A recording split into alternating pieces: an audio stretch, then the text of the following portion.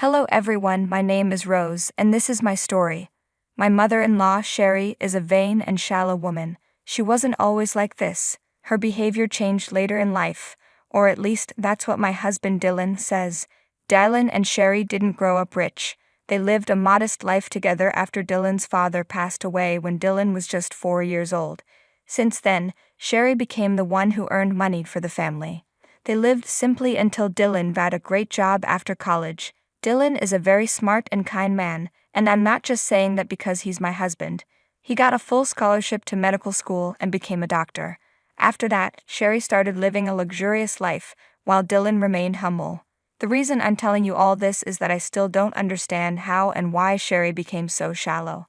I don't have a job for several reasons that I'll explain later, but that doesn't mean I'm poor or depend on others for help.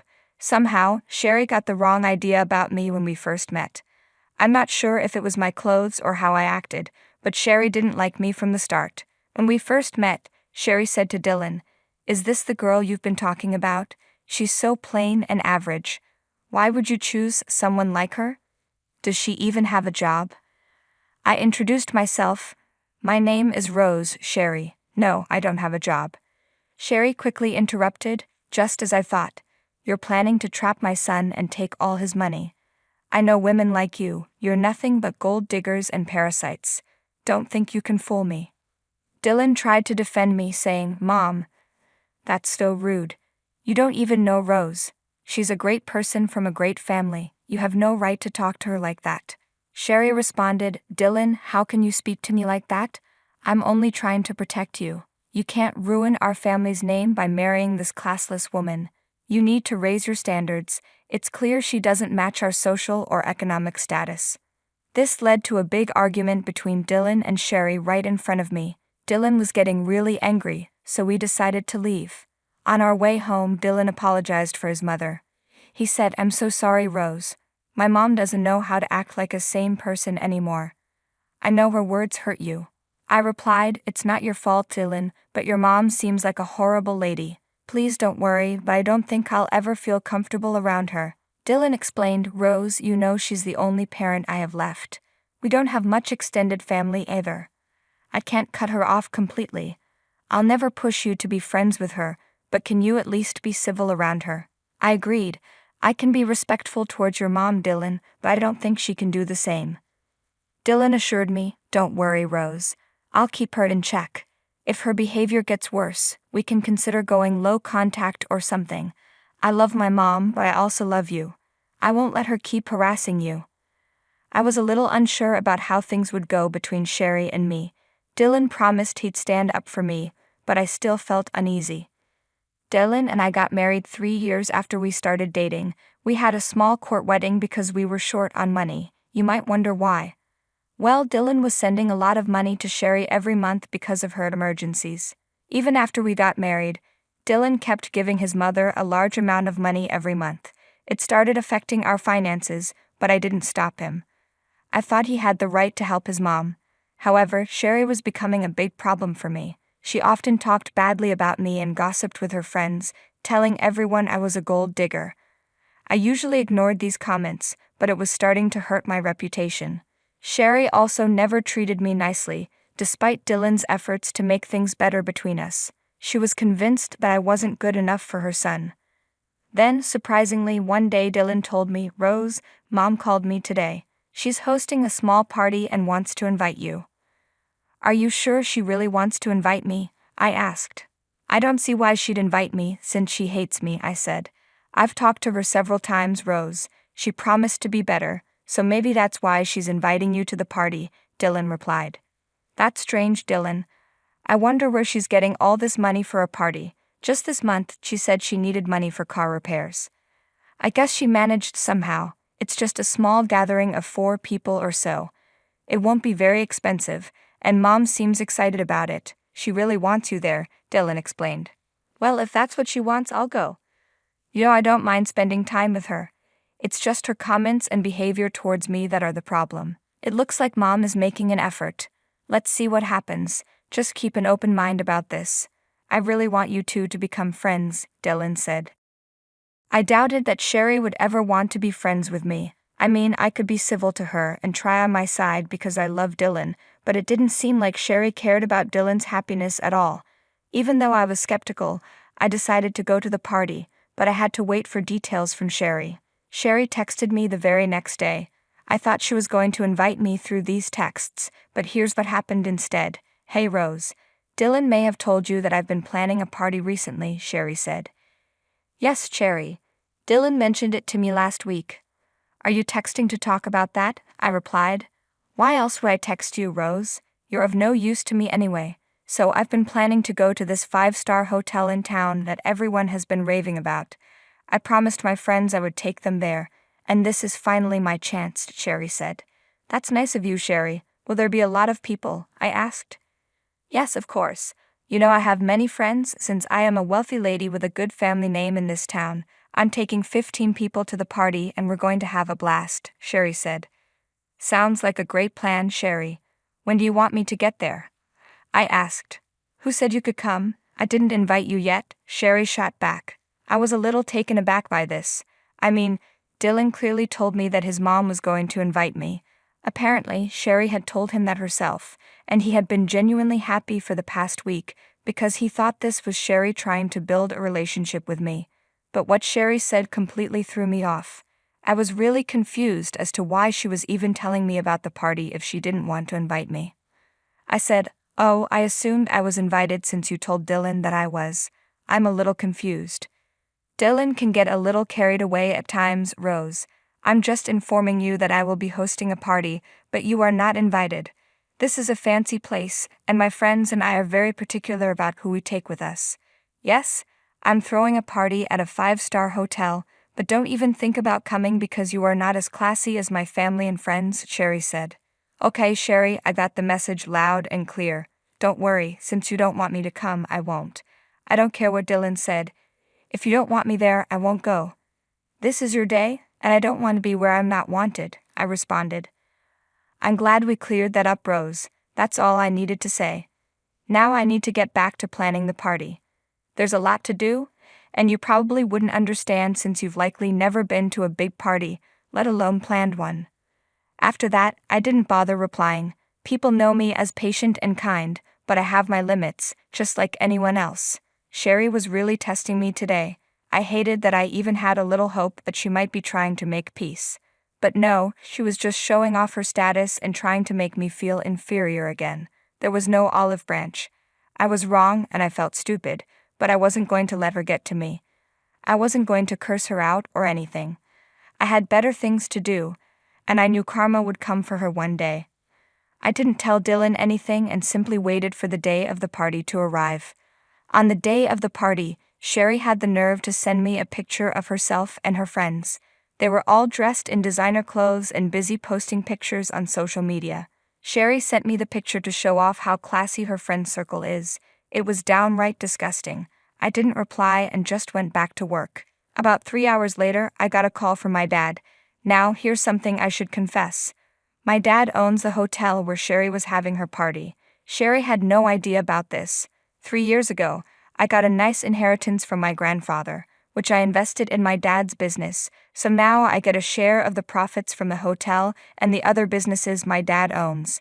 I actually come from a pretty well-off family, but I don't like to show it off, which is why Sherry didn't know about my background. She also didn't realize how expensive a 5-star hotel and its restaurant can be. She let her friends order whatever they wanted without even looking at the prices. The result? She was left with a $22,000 bill. That was exactly what ruined her and gave me my revenge. My dad called and said, "Rose, your mother-in-law is at the hotel." She came with a party and ordered a ton of food and champagne, racking up a bill of $22,000. Now she's asking for a 50% discount because she's short on cash. What should I do, Rose? I know she's your mother-in-law, but this is a lot of money. My servers are also upset because they were rude and entitled. God, just as I expected, Dad. This woman and her group are absolutely horrible. They have no respect for people and love to make fun of others. You know, she bragged to me about today's party and said I wasn't invited. What the hell? Why would she do that to you? That's absolutely ridiculous, my dad said. Yeah, Dad, She told me about the party just to rub it in my face that I wasn't invited. She said I wasn't classy or rich enough to get an invite. That's funny, coming from the woman who doesn't even have the money to pay for her party. You should have seen her arguing that we need to give her a discount because she brought us so much business. She went to the restaurant one day and is already claiming she brings in all the business. So typical of her. Rose, just hearing this is exhausting. I can't imagine what you and our poor staff are going through. I know, right? That woman even threatened to leave bad reviews if we didn't give her the discount. But we know better than to be scared of that. I'm going to leave this to you, Rose. Looks like you have the perfect chance to get back at her for what she said to you. That's exactly what I was thinking, Dad. You know what? Make her wash the dishes and get her friends to help too. Make sure they clean the entire kitchen, the dishes, and the floor since they insulted our staff as well. Let's get them some revenge too. If my mother-in-law tries anything stupid, you can call the cops on her. My dad laughed at my suggestion and gave me a big thumbs up. He even offered to share pictures of the event. When it happened, I really would have loved to see Sherry reap what she had sown. Dad promised to do as I suggested and hung up. An hour later, he sent me pictures of Sherry and her friends washing dishes and wiping the floor at our restaurant. Dad also said that when Sherry saw him come out as the restaurant owner, she looked relieved. She started telling her party that she knew the owner and that they'd get out of the situation. She was shocked when Dad told her to go clean his restaurant. Apparently, she was dumbstruck for a while and muttered something. Dad said that since she didn't consider me family, he wasn't considering her family either. It was hilarious. I wish I was there, but I did get some good pictures. After a while, Dylan came home looking pretty pissed off. I could tell he had heard from Sherry what had happened. I also knew she must have given him a twisted account of the events. He walked up to me and said, "Rose, what is this I'm hearing? Your father made my mom wipe down his restaurant and wash dishes. She said you told your dad to do this. What's going on?" "Sorry about that, Dylan. Dad did what is usual in this situation. Your mother went to our restaurant, racked up a $22,000 bill, and then said she didn't have more than $1,000. She also harassed our staff, and her party was a nightmare. I thought this would be a fitting punishment." "Wait a minute, Rose. Mom racked up a $22,000 bill? Who the hell did she take with her? What did they order?" "She took 15 people with her, Dylan. They ordered a lot of expensive stuff. I thought you knew about this. Mom told me she was taking 4 people only and that she invited you, but you declined." "No, Dylan, things didn't happen that way. Your mom did tell me about her party, but she didn't invite me. She did tell me that I didn't deserve an invite for not being classy enough. I can show you the text if you want." "What the hell, Rose?" "Yes. Please show me the text, and please ask your dad to send me the bills." I showed Dylan all the texts, and my dad sent him the bills. I also showed him some of the pictures to make him understand how many people Sherry took with her. Dylan got extremely mad when he saw everything. He called Sherry and said, "Mom, what the hell is wrong with you? You didn't tell me the full story. You only told me that you were a few dollars short of cash." "I told you the truth, Dylan. That wicked woman Rose must have given you a different story. I swear, Dylan, she purposely tried to sabotage me. That's why she declined my invitation." "Is that so, Mom? Then why did your text to her say that she wasn't invited? And why did you insult my wife by saying she's not classy enough for you?" "Oh, Dylan, it was just a harmless joke." "What was a harmless joke, Mom?"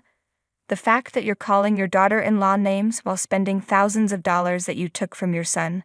Does being classy mean you have to rob your family and spend it on friends to look cool?" "Well, I just wanted a small party for me, Dylan. I don't know what the big deal is."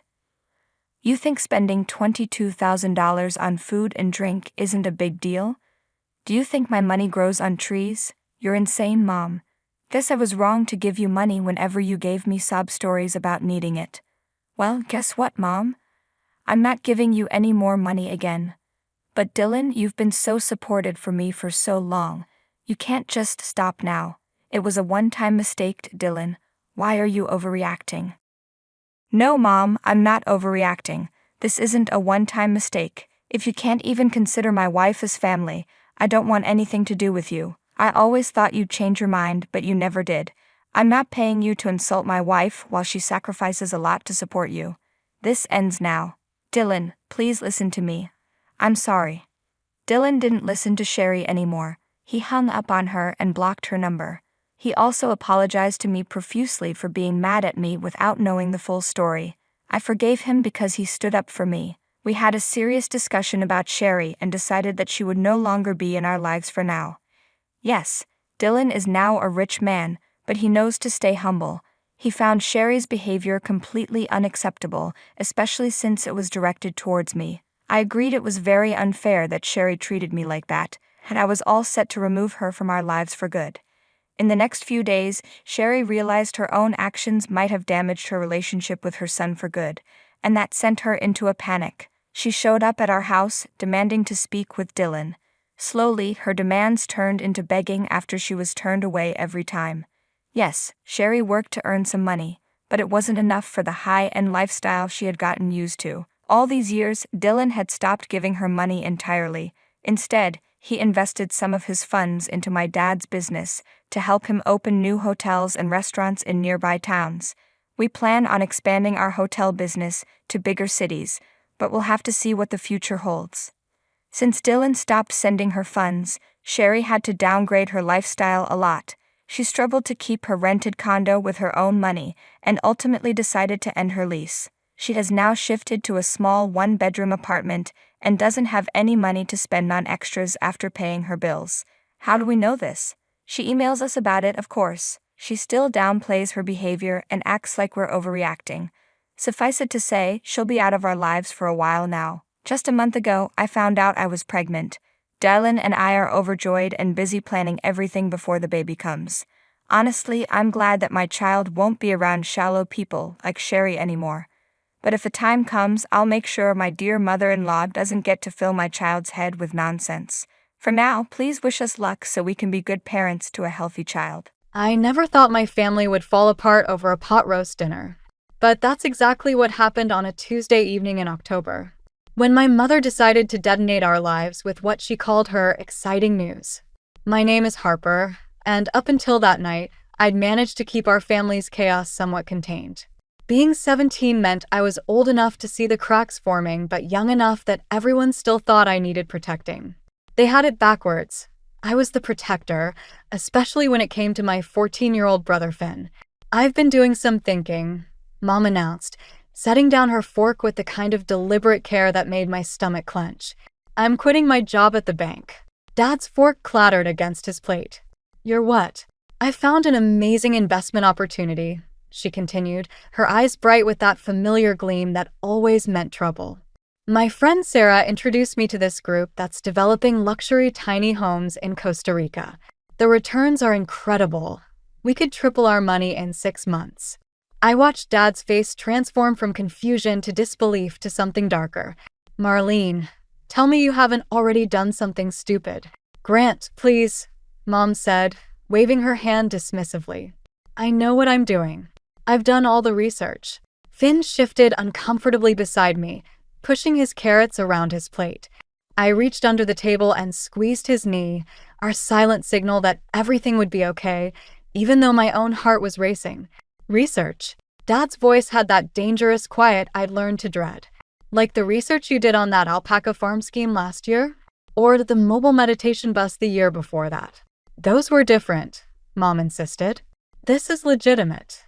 They have a website and everything." "A website?" Dad pushed his chair back from the table. "Jesus Christ, Marlene. How much?" The silence that followed was deafening. Mom's fingers twisted her napkin into a tight spiral. "I haven't invested anything yet, but..." "But what?" "I took out a loan against my 401k. The pot roast turned to ash in my mouth. Dad's face went from red to white so fast I thought he might pass out. "You did what?" "It's only 30,000, Mom said quickly. "And once the returns start coming in..." "Returns?" Dad's laugh was hollow. "The only return you're going to get is another bankruptcy filing. Or did you forget about 2019? I hadn't forgotten. How could I? I'd spent that entire summer working double shifts at the ice cream shop to help pay for Finn's school supplies. Mom had the grace to look ashamed, but only for a moment. "This time is different," she insisted.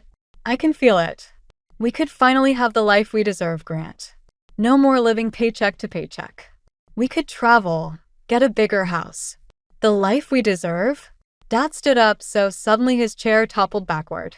We have a good life, Marlene. A stable life.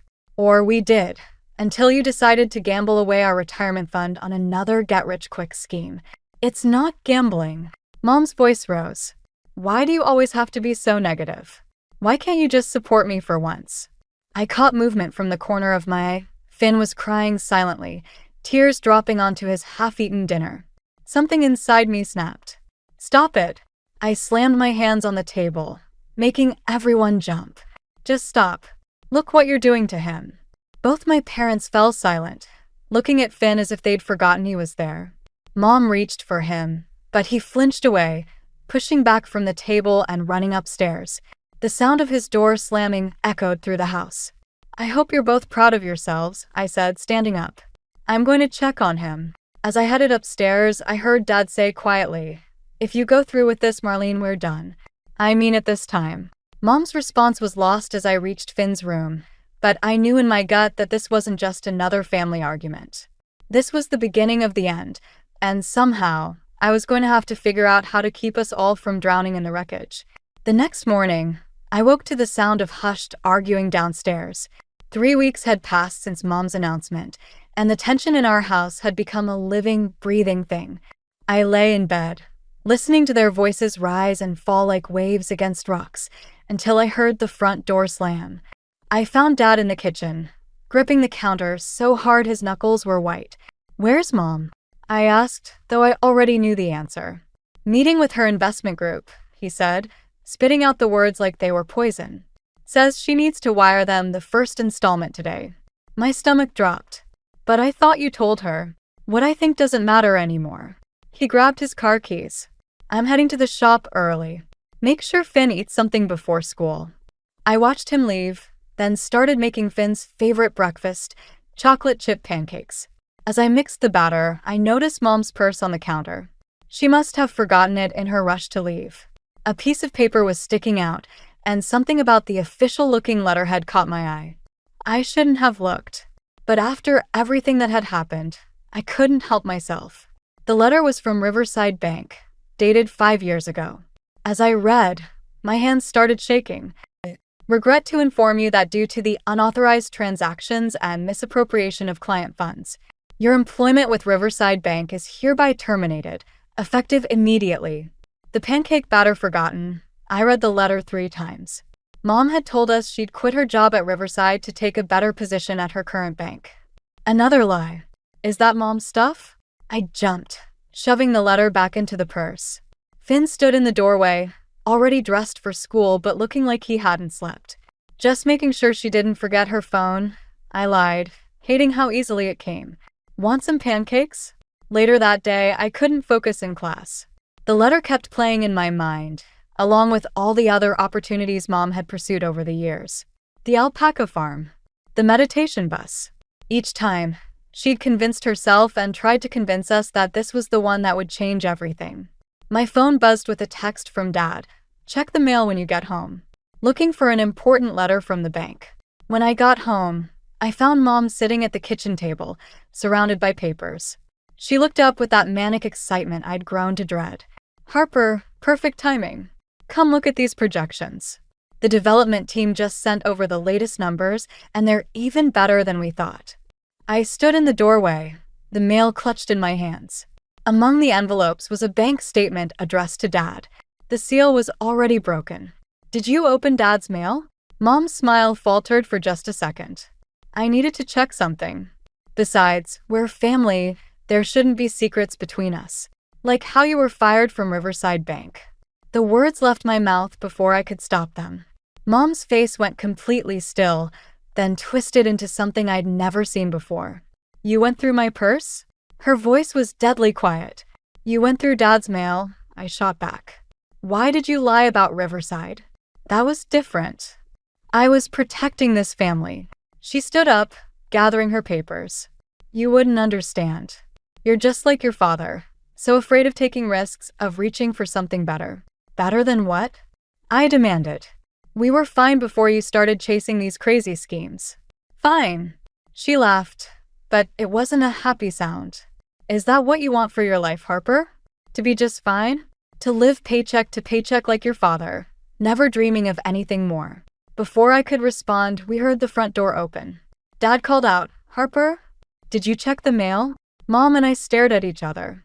In that moment, I saw something in her eyes that scared me, not anger or defiance, but a kind of desperate determination. She held out her hand for the mail. I took a step back, clutching the envelopes to my chest. "No more lies," I whispered. Dad appeared in the doorway, taking in the scene before him. The scattered papers. Mom's outstretched hand. The look on my face. "What's going on?" he asked quietly. And just like that, another crack appeared in our family's foundation, and I knew we were one step closer to everything falling apart. I never expected to find out about my college fund while doing laundry. But there it was, buried in a pile of Mom's discarded jeans, a crumpled letter from my university's financial aid office, dated 3 days ago, stating my tuition payment had bounced. My hands trembled as I read the words again. The college fund Dad and I had carefully built over the years, the one Mom had promised she wouldn't touch, was gone. I stormed upstairs to find Mom hunched over her laptop, frantically typing. "What did you do?" She barely glanced up.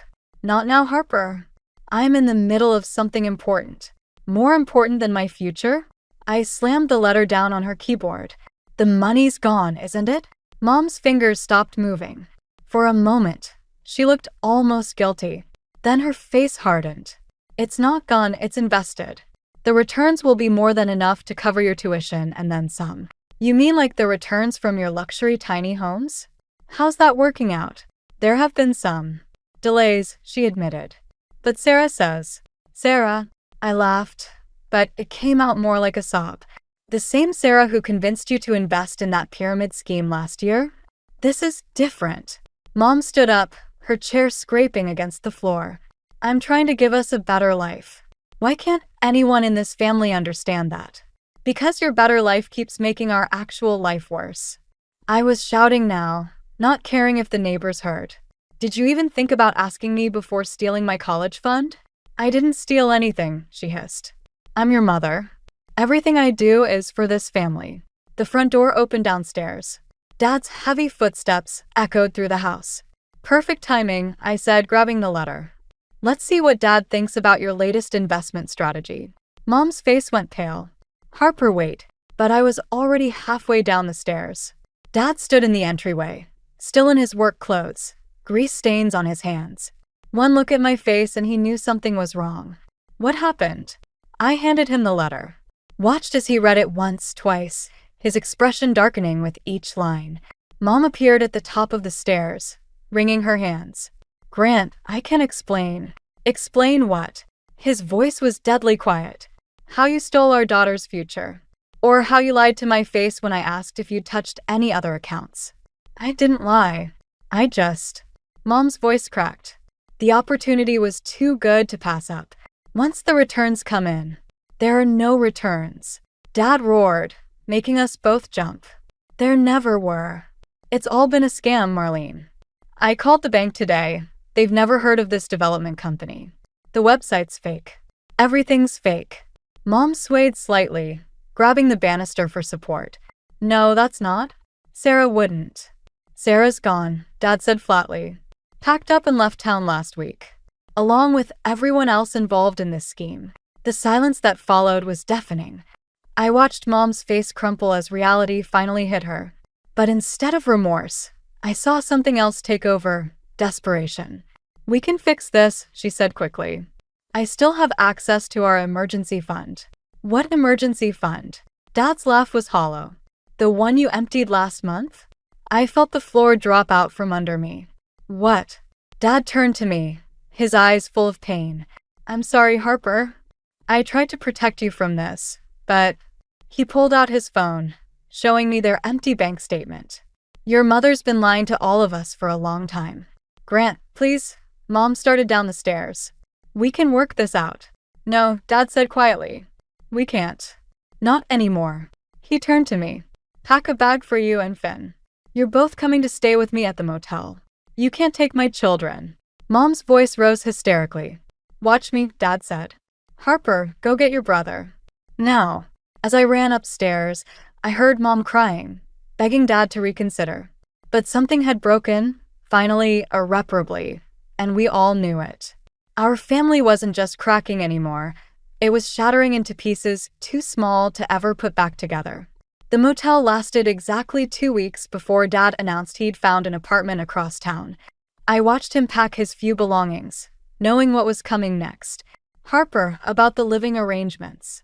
He couldn't meet my eyes. The apartment's small, 1 bedroom, and with my work schedule. I forced a smile.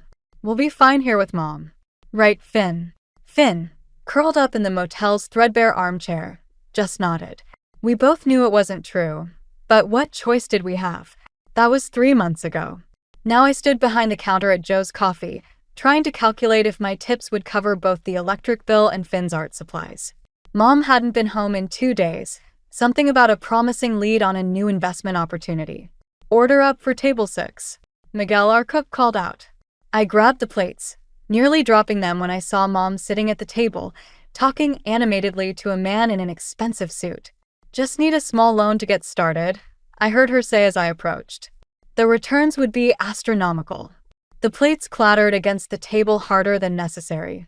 Mom jumped, finally noticing me. Harper, I didn't know you were working today. Her smile was too bright, too desperate. This is Mr. Chen. He's interested in a fantastic business opportunity I found.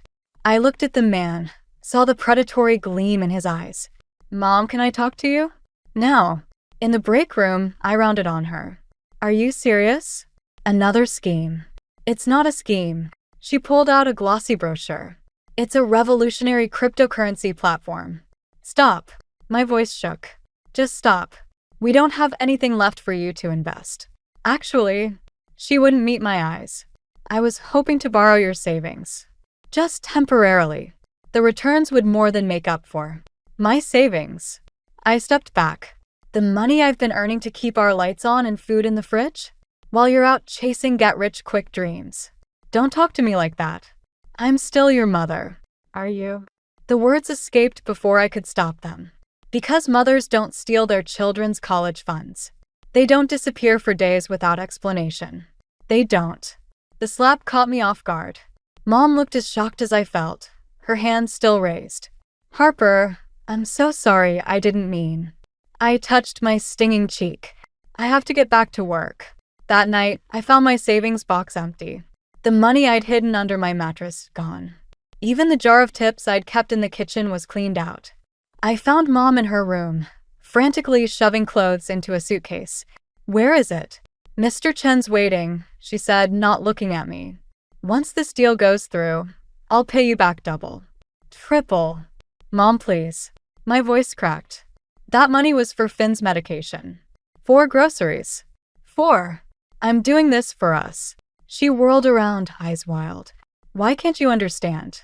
This is our chance to fix everything. There's nothing left to fix. I pulled out my phone.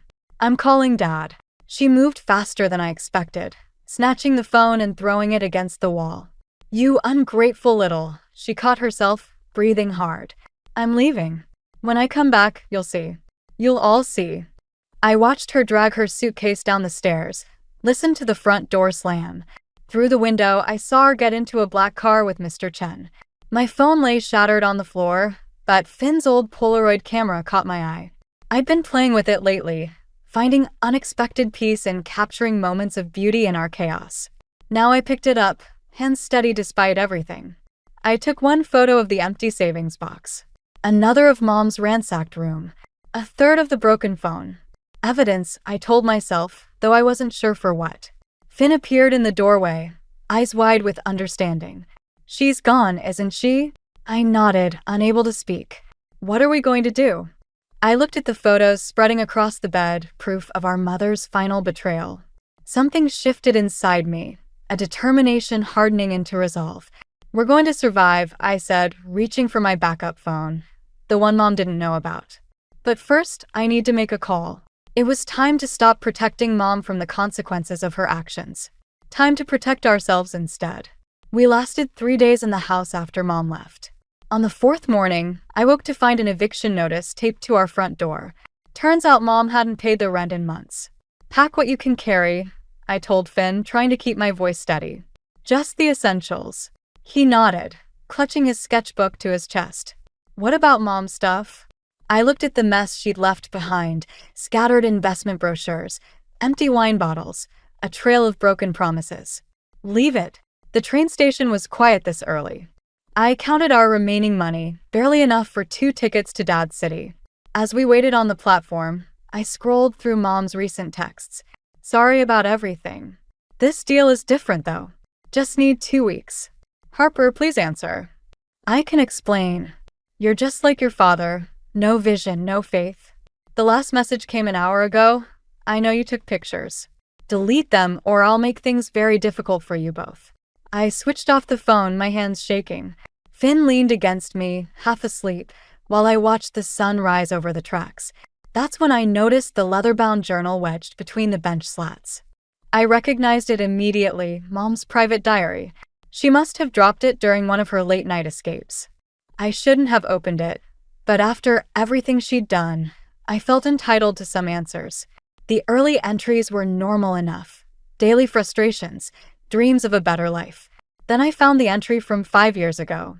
They don't understand. The money was just sitting there in those accounts, doing nothing. I could have tripled it, made everything better for us. But Grant only sees risk, never opportunity. And now he's poisoning Harper against me too. Sometimes I think they're all conspiring to keep me small, to keep me trapped in this mediocre life. The train arrived with a screech of brakes. As we found our seats, I kept reading, each page revealing more of Mom's descent into delusion. The latest entry was dated just last week. Harper thinks she's so clever with her photographs, gathering evidence like her father would. She doesn't realize I'm protecting her from her own limited thinking. When this cryptocurrency deal pays off, she'll thank me. They'll all thank me. Is that Mom's? Finn asked, startling me. I closed the journal. Yeah. Does it explain why she left? No, I lied, tucking the journal into my bag. Some things don't have explanations, Finn. My phone buzzed, an unknown number. I answered without thinking. Harper. Mom's voice was frantic. Where are you? The house is empty. We got evicted, I said flatly. Remember rent? That thing you were supposed to pay. Listen to me, she hissed. Mr. Chen's associates are very unhappy. They're asking questions about those photos you took. If you've shown them to anyone. Goodbye, Mom. Wait. I need you to wire me some money. Just a few thousand to smooth things over. I hung up, feeling sick. The train rocked gently as we passed through familiar neighborhoods, each mile taking us further from the wreckage of our old life. Harper. Finn's voice was small. What if she comes looking for us? I pulled out the Polaroid camera, the one thing I couldn't leave behind. Through its lens, I'd captured more than just evidence of Mom's betrayals. I'd documented our survival. Let her look, I said, snapping a picture of the sunrise through the train window. We're done hiding. My phone buzzed again, Dad this time. Almost there, his text read. Elise is making up the spare room. We'll figure this out together. I showed Finn the message, watched hope flicker across his face. Then I took out Mom's journal one last time, tore out the pages we might need as evidence, and dropped the rest in the garbage bin at the end of our car. The train curved north, carrying us towards something that felt like safety. In my bag, the Polaroids told our story, not just of betrayal and loss, but of 2 kids who refused to drown in their mother's chaos. Let her come looking. We had our own evidence now, our own truth. And this time we weren't backing down. Living with Dad and Elise should have felt like a victory. Instead, 6 months in, I found myself jumping at every phone call, every unexpected knock at the door. Mom's threats had followed us, evolving from desperate pleas for money to something darker. I was sorting through my latest batch of photos in the community college darkroom when my phone lit up with an unknown number. Your mother's in trouble, a man's voice said. Not Mr. Chen, but someone else. She owes people money. Dangerous people. But we're willing to be reasonable if. I hung up, hands shaking so badly I dropped the print I was developing. The image blurred, a shot of Finn at his new school's art show, actually smiling for the first time in months. Outside the darkroom, my photography professor caught my arm. Harper, about your portfolio submission for the scholarship. I'll have it ready next week, I promised, already heading for the exit. These photos were my only shot at affording next semester's tuition. Dad was trying, but supporting 2 extra people on a mechanic's salary wasn't easy. I found Elise waiting in her car outside, her usual warm smile replaced with something grimmer. We need to talk. At home, Dad and Finn sat at the kitchen table, surrounded by scattered papers. My stomach dropped when I recognized Mom's handwriting. These came today, Dad said quietly, sliding an envelope toward me. Inside were copies of credit card statements. New accounts opened in my name, maxed out with cash advances. She stole my identity?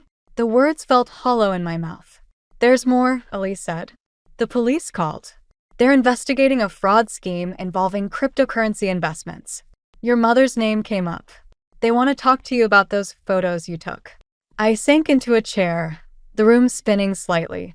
If I testify, she could go to jail, Dad finished. Finn's pencil snapped in his hand.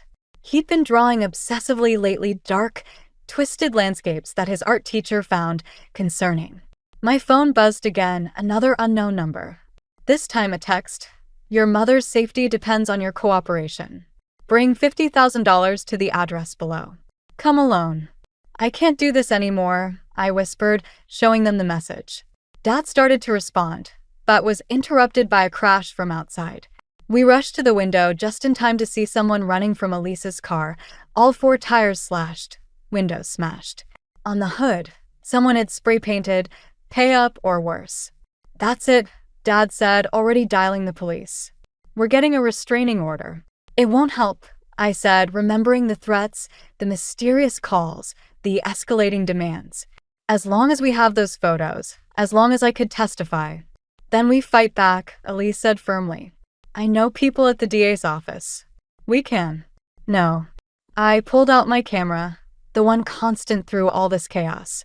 Through its lens, I documented our family's collapse, thinking somehow the truth would protect us. Instead, it had put everyone I loved in danger. I need to end this.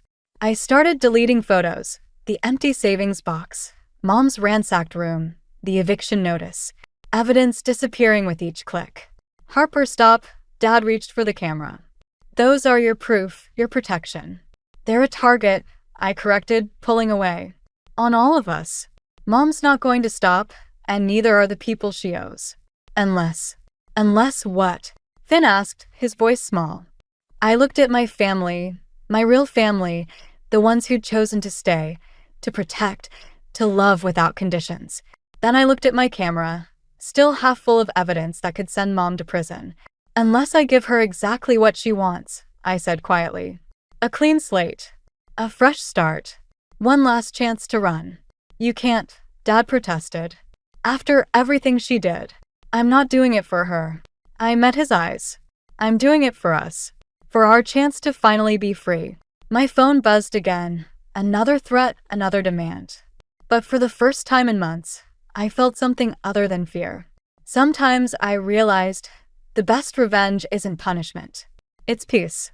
I just hoped I was making the right choice. The photography contest exhibition was supposed to be my moment of triumph. Instead, I found myself staring at an empty space where my winning photo series should have been, a note pinned in its place. Backloading doc. Come alone. I knew who'd taken them before I pushed open the heavy metal door. Mom stood in the shadows. My photographs spread across a wooden pallet like evidence at a crime scene. Beautiful work, she said, touching one of the images. Finn sleeping on the train, exhaustion etched on his face. You always did have an eye for tragedy. What do you want? She stepped into the light. 6 months had aged her years. Her designer clothes replaced by shabby knockoffs, her confident smile now brittle and desperate. Can't a mother attend her daughter's first gallery showing? Those photos won the grand prize, I said, keeping my distance. The scholarship money is exactly what I need. She pulled out her phone, showing me a text message. Mr. Chen's associates are getting impatient. They're talking about involving Finn now. My hands clenched. Leave him out of this. I'm trying to. But I need $30,000 to make this go away. The prize money would cover it. The money's for college, I said. For a future you tried to steal from us. I was trying to give you a better future. She grabbed one of the photos, the one of her ransacked room the night she left. You think documenting our failures makes you noble?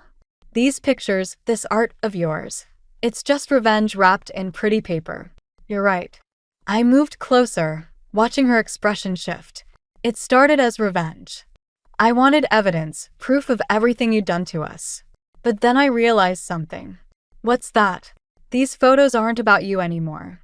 I picked up another image, Finn's first art show at his new school. Dad and Elise cheering in the background. They're about us. The family we built from the wreckage you left behind. How dare you? She reached for the photos, but I was faster. The police are already here, I said quietly. They're very interested in Mr. Chen's investment scheme. And these photos? They're copies. The originals are safe with the DA's office. The color drained from her face. You wouldn't. Actually, I would. I pulled out my phone, showing her the text I'd sent earlier. But I'm giving you a choice. The police are watching every exit except the back alley. You have 5 minutes to disappear, for good this time. You're blackmailing me? She laughed, but I heard the fear beneath it. Your own mother? I'm freeing us both. I gathered the photos, leaving just one behind, the last picture I'd taken of her. Sleeping on the couch before everything fell apart. Take it. Remember what you lost. Then let us go. She stared at the photo, tears finally breaking through her carefully maintained facade. Harper, time's running out, I said, heading back toward the door. Make your choice. I didn't look back as I walked away, counting steps instead of seconds. When I reached the gallery, Finn was waiting with Dad and Elise, worry etched on their faces. Everything okay? Dad asked. Through the window, I caught a glimpse of movement in the alley, a familiar figure hurrying away into the darkness. My mother's final exit, stage left. Yeah, I said, turning to the empty wall where my photos should have been. Everything's fine. Finn squeezed my hand. What about your scholarship? I smiled, thinking of the real exhibition prints, safely stored in the gallery office. Some things are worth more than money. Like what? He asked. I looked at our little family, Dad's proud smile, Elise's gentle understanding, Finn's unwavering trust. Then I pulled out my camera, the same one that had documented our downfall and resurrection. Like this, I said, raising the viewfinder to my eye. Smile, everyone. The flash lit up the gallery like lightning, capturing not what we'd lost, but what we'd found instead. A family built on choice rather than obligation, strength rather than fear, and love that didn't come with conditions or price tags attached. Sometimes the best revenge isn't about destroying your enemy. It's about building something they can never touch. 4 years after the gallery showdown, I stood in my cap and gown, clutching my photography degree while Dad snapped pictures with my old Polaroid camera. The irony wasn't lost on me. You're hugging the camera, Finn complained, now taller than me and sporting blue hair that matched his latest art series. I want to document this properly. Speaking of documenting, Elise said, pulling an envelope from her bag. This came to the house yesterday. I recognized the handwriting immediately. Mom's. The postmark was from somewhere in Costa Rica. There's no return address, Elise added softly. Like always. Over the years, mysterious packages had appeared, birthday cards, newspaper clippings about my photography exhibitions.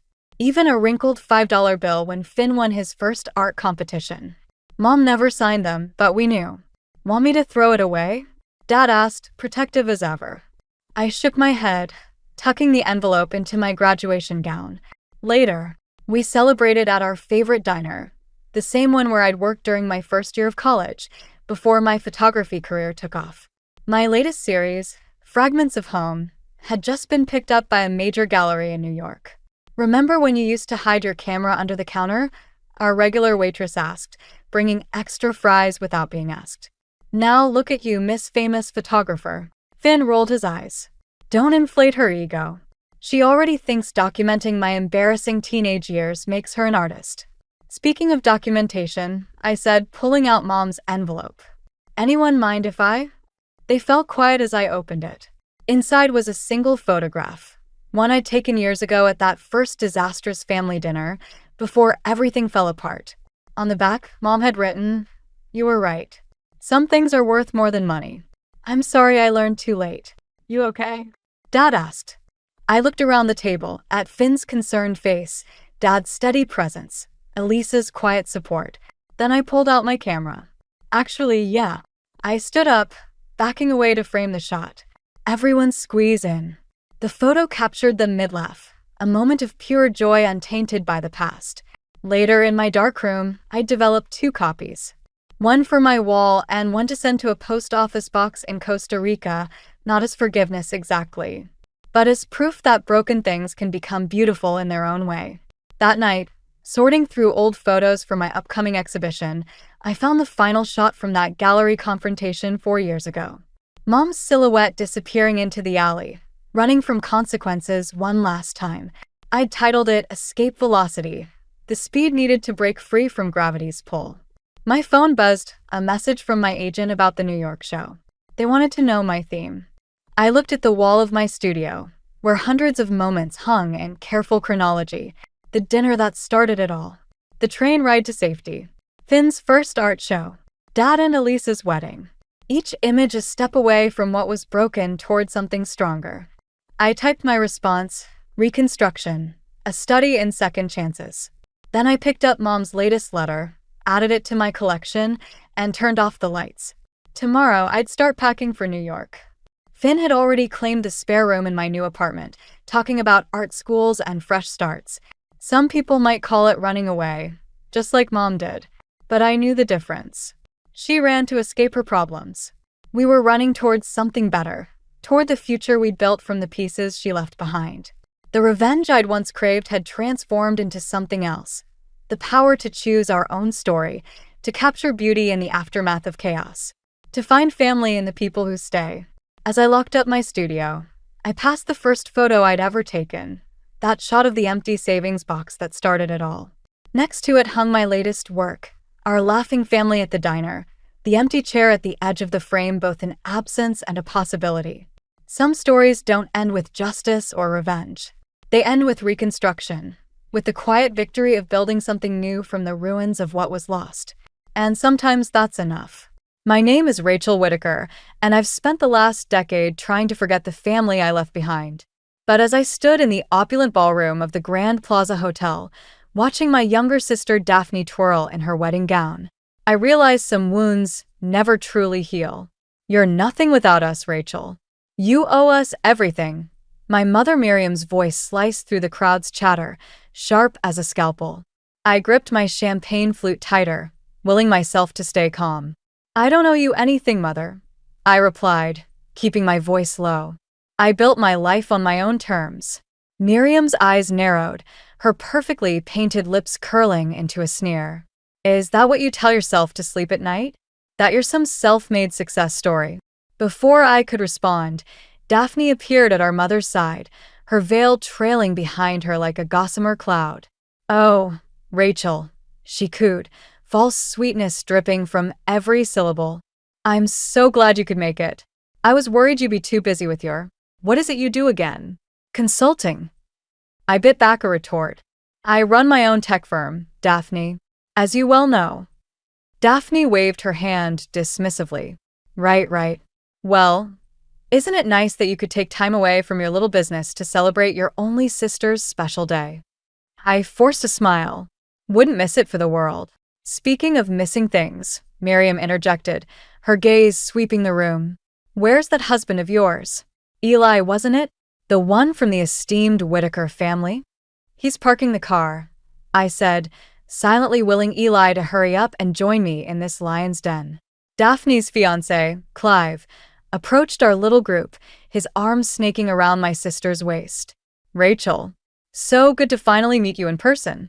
I've heard so much about you. I doubted that, but I shook his offered hand anyway. Likewise, Clive. Congratulations on your big day. Clive's grip lingered a moment too long. You know, Rachel, I've been following your company's progress.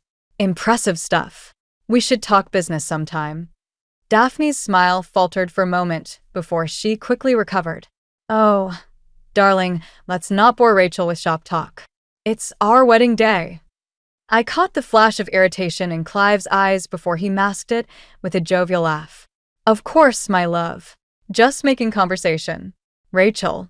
Eli's voice cut through the tension like a lifeline. I turned to see my husband striding towards us, looking dashing in his tailored suit. "There you are," I said, relief washing over me as he planted a kiss on my cheek.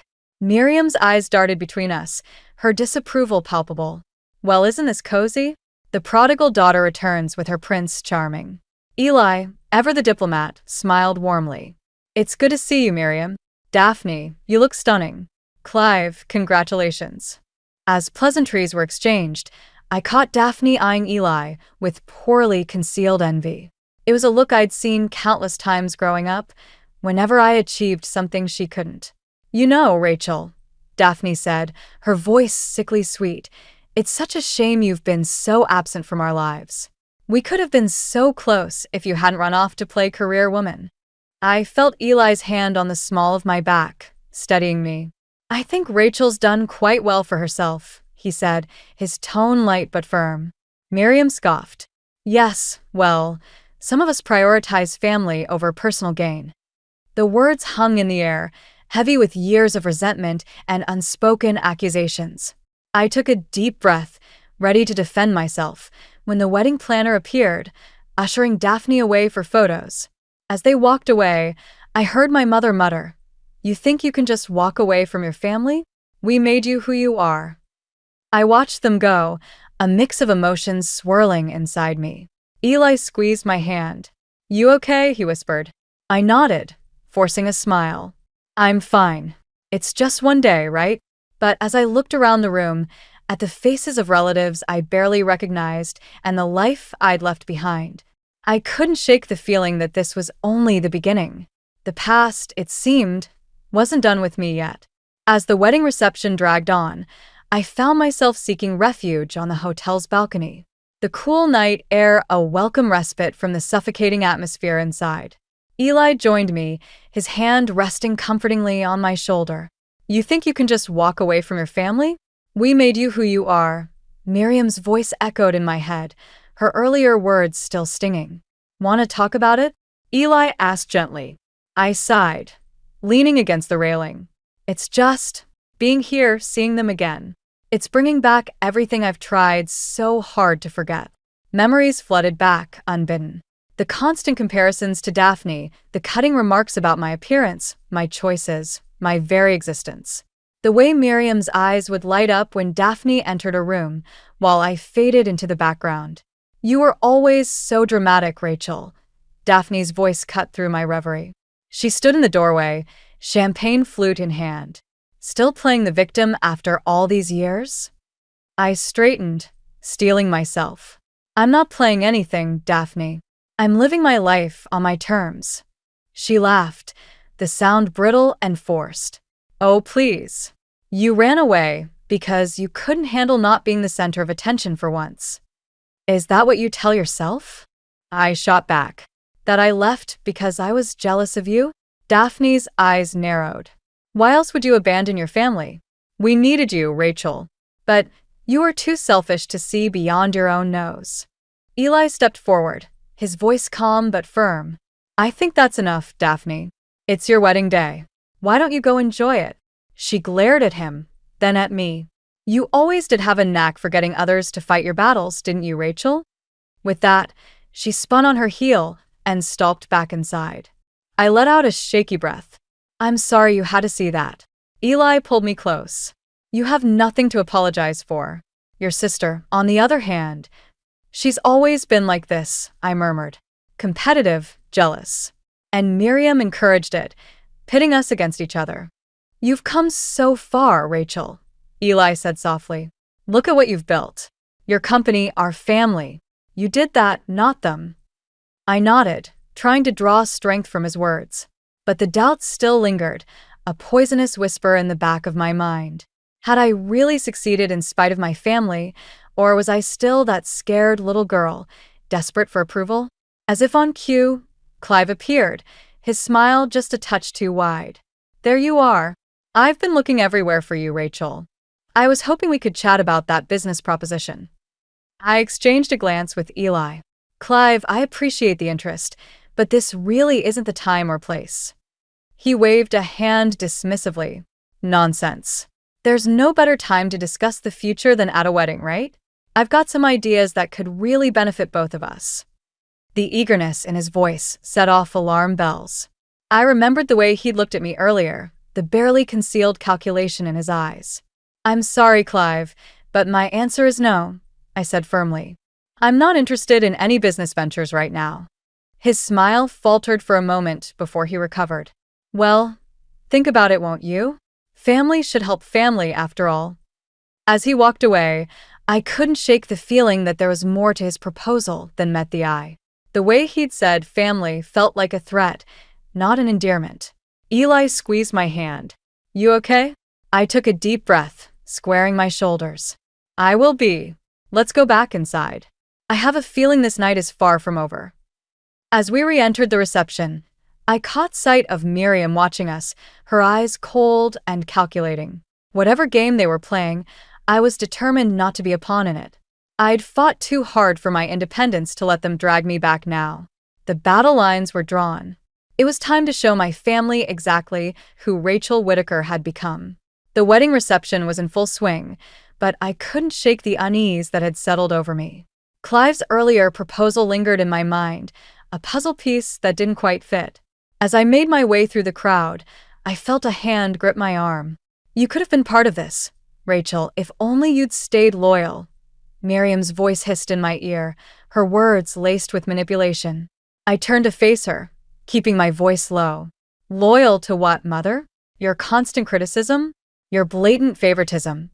Her eyes narrowed. "Family, Rachel. Loyalty to family. Something you seem to have forgotten." Before I could respond, Clive appeared at my side, his charm turned up to 11. "Rachel, I've been looking for you. I was hoping we could discuss that business proposition in more detail." I glanced between Clive and Miriam, noting the subtle nod my mother gave him. Something was definitely off. "Clive, I appreciate your interest, but as I said before, I'm not looking for any new ventures right now," I replied firmly. He leaned in closer, lowering his voice. "I think you'll want to hear me out, Rachel. It could be mutually beneficial." The implication in his tone sent a chill down my spine. I stepped back, creating some distance. "What exactly are you proposing, Clive?" He smiled, but it didn't reach his eyes. "Your tech firm has some impressive government contracts. Contracts that could open doors for other ventures." Realization dawned. "You want access to my company's connections? For what?" Clive shrugged, feigning nonchalance. "Let's just say there are certain medical advancements that could use a fast track through regulatory approval." I felt my anger rising. "So, that's what this is about. You want to use my company to push through questionable medical treatments." Now, Rachel," Miriam interjected, her voice sickly sweet. "Don't be so dramatic. Clive is offering you a chance to help your family. Isn't that what you've always wanted? To be useful?" The old hurt flared, but I pushed it down. "I'm not interested in being useful if it means compromising my ethics or my company's reputation." Clive's facade cracked slightly. "Think carefully about this, Rachel. Family should help family, after all. It would be a shame if certain information about your past came to light." The threat hung in the air between us. I felt a surge of protective anger, not just for myself, but for everything I'd built. "Are you threatening me, Clive?" I asked, my voice dangerously calm. He backpedaled slightly. "Of course not. I'm simply pointing out the benefits of cooperation." I stood my ground, meeting his gaze. "Let me be very clear. I will not be blackmailed or manipulated into anything. My past is just that, past. And my present and future are my own." Miriam stepped closer, her voice low and venomous. "You ungrateful child. After everything we've done for you, everything you've done?" I cut her off, years of pent-up frustration boiling over. "You mean the constant criticism? The emotional manipulation? The way you pitted Daphne and me against each other our entire lives?" I saw heads turning in our direction, but I couldn't stop now. "I built my life and my success in spite of you, not because of you. And I won't let you, or anyone else, threaten that." Clive's smile had vanished entirely now. "You're making a mistake, Rachel. You have no idea what you're turning down. No, Clive, I replied, my voice steady. You have no idea who you're dealing with. I'm not the scared little girl you can push around anymore. Try to come after me or my company, and you'll regret it. With that, I turned on my heel and walked away, leaving them stunned in my wake. As I made my way back to Eli, I felt a weight lift from my shoulders. For the first time in years, I felt truly free from my family's shadow. Eli met me halfway, concern etched on his face. Everything okay? I took a deep breath, then smiled. You know what? I think it finally is. As we left the reception, I knew this was far from over. But for the first time, I felt ready to face whatever came next, on my own terms. The wedding reception was winding down, but the tension in the air remained palpable. I found myself in a quiet corner of the venue, trying to gather my thoughts when Daphne approached, her wedding gown rustling softly. You were always the smart one, Rachel. Why didn't you help us when we needed you? Daphne's voice was a mix of accusation and desperation, catching me off guard. I turned to face her, confusion etched on my face. What are you talking about, Daphne? What help? She let out a bitter laugh. Oh, don't play dumb. It doesn't suit you. You must have known about our financial troubles. Mom's been trying to reach out to you for months. The pieces started to fall into place. Clive's insistent business proposal, Miriam's manipulative words. I had no idea, I said honestly. No one told me anything. Daphne's facade cracked, revealing a vulnerability I hadn't seen in years. We're drowning, Rachel. Mom's medical bills, Dad's failed investments. This wedding? It's all smoke and mirrors. I felt a twinge of guilt, quickly followed by anger. And what? You thought you'd guilt me into bailing you out at my own sister's wedding. We didn't know what else to do. Daphne exclaimed, her voice rising. You're the one with the successful company, the perfect life. We hoped, that I'd swoop in and save the day. I finished for her. After years of being treated like I was nothing, Daphne's eyes flashed with a mixture of shame and resentment. You abandoned us, Rachel. You left and never looked back. I took a deep breath, trying to calm the storm of emotions inside me. I left because I had to, Daphne. To survive. To build something for myself. And now you won't even help your own family, she spat. You can't guilt me into this, I said firmly. Whatever financial mess you're in, it's not my responsibility to fix it. Daphne's desperation turned to anger. So that's it? You're just going to turn your back on us again? Before I could respond, Clive appeared, his arms snaking around Daphne's waist. Everything all right here, ladies? He asked, his tone falsely cheerful. I saw the way Daphne leaned into him, the relief in her eyes at his presence. It hit me then, Daphne wasn't just financially dependent on this marriage. She was emotionally invested in a way I hadn't realized. Clive, I said carefully, I think we need to have an honest conversation about your business proposal. His eyes narrowed slightly. I thought you weren't interested. I'm interested in the truth, I replied. About why you're really so keen on partnering with my company. Clive's charm faltered for a moment.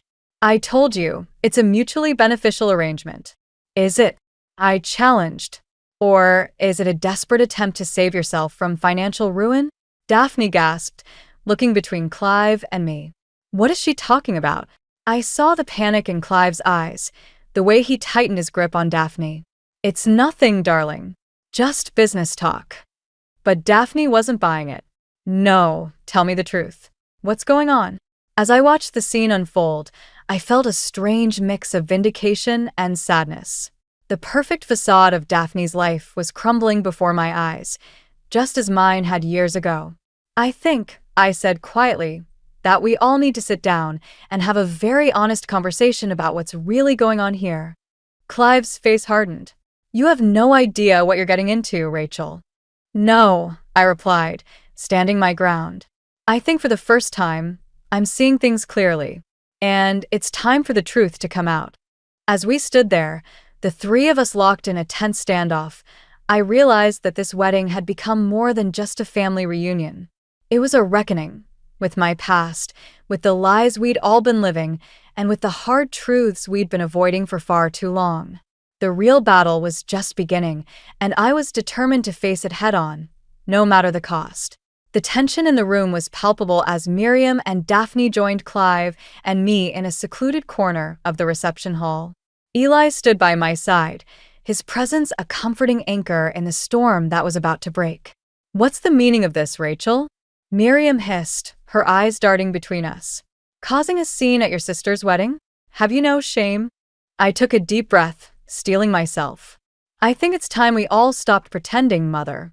The lies, the manipulation, it ends now." Daphne's face crumpled, tears threatening to spill.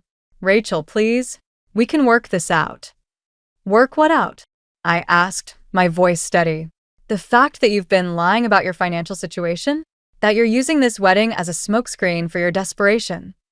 Clive stepped forward, his charm replaced by barely concealed panic. "Now, let's not get carried away. Family matters are complicated. Save it, Clive." I cut him off. "I know about your attempts to use my company for your own gain. Did you really think I wouldn't figure it out?" Miriam's eyes flashed with anger. "How dare you speak to him like that? After everything we've done for you, Done for me." I laughed, the sound harsh and bitter. "You mean the years of emotional abuse? The constant comparisons to Daphne? The way you made me feel like I was never good enough?" The words hung in the air, heavy with years of unspoken pain. I saw shock register on the faces of nearby guests who had stopped to listen. "I won't be your scapegoat anymore," I declared, my voice steady and resolute. "I've built my life without you. I've succeeded despite your best efforts to tear me down." Daphne's tears were flowing freely now. "Rachel, please. We're family. We need you." I felt a twinge of sympathy, but I pushed it aside. "Family doesn't manipulate each other, Daphne. Family doesn't try to exploit each other's success." Clive's facade finally cracked. "You have no idea what you're doing, Rachel. The connections your company has. The doors it could open for us." "For you, you mean?" I corrected him. "Did you even tell Daphne about your plans? Or was she just another pawn in your game?" Daphne turned to Clive, confusion and hurt etched on her face. "What is she talking about, Clive?" I watched as the realization dawned on her, the perfect image of her fiancé shattering before her eyes. Miriam, ever the manipulator, tried one last time. "Rachel, darling, surely we can come to some arrangement. For the sake of family. "No," I said firmly. "I'm done being manipulated. I'm done feeling guilty for my success. I've worked hard for everything I have, and I won't let you take that away from me." I turned to address the onlookers, my voice carrying across the room. "For years, I've let my family's version of events define me. I've let their lies and manipulations shape how others see me. But not anymore." I felt Eli squeeze my hand, giving me strength.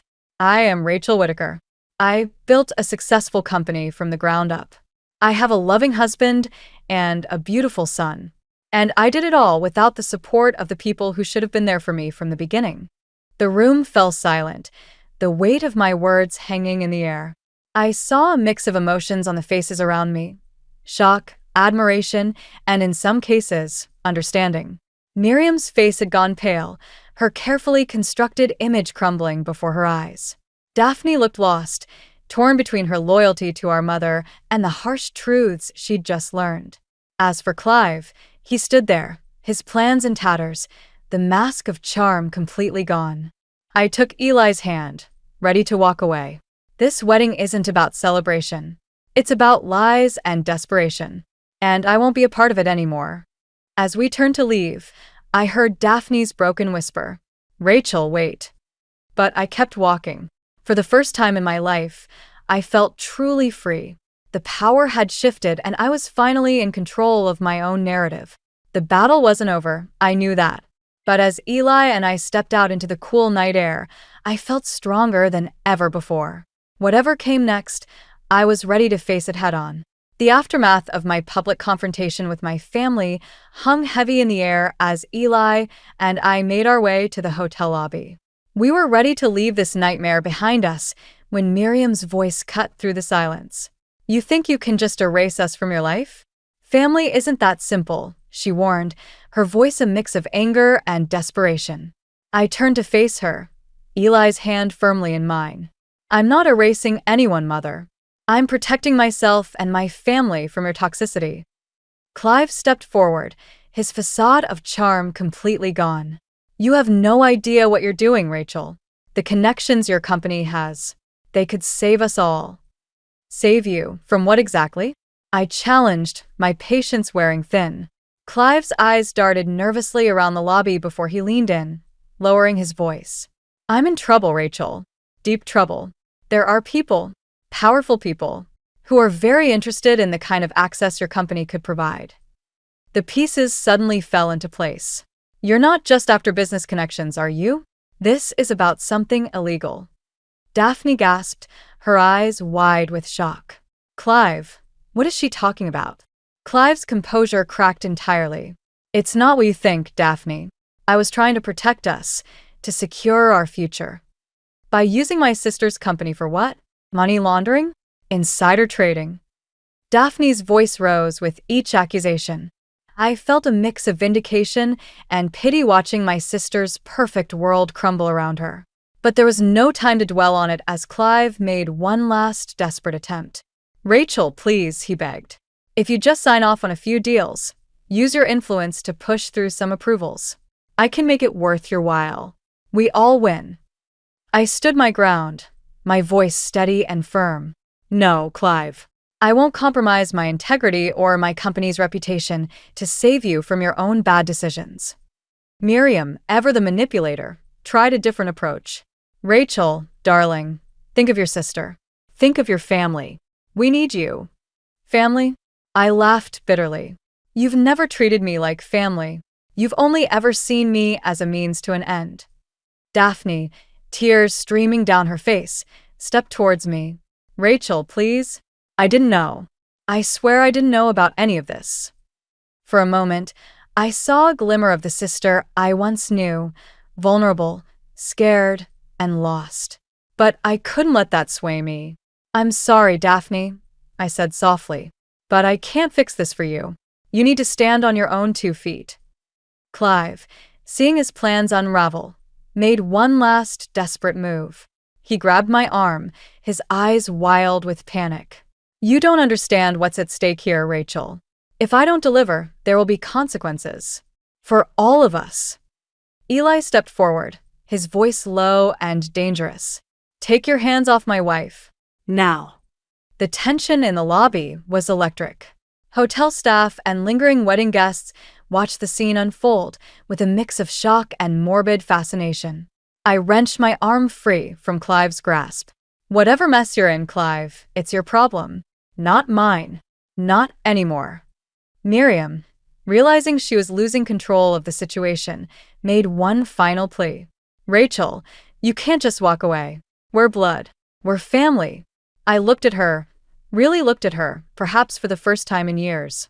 I saw the desperation, the fear, and beneath it all, the woman who had never truly known how to love me. Blood doesn't make a family, Mother, I said, my voice steady. Love, support, and respect do. And you've never given me any of those things. With those words, I felt a weight lift from my shoulders. The choice between my past and my future had never been clearer. Goodbye, Mother.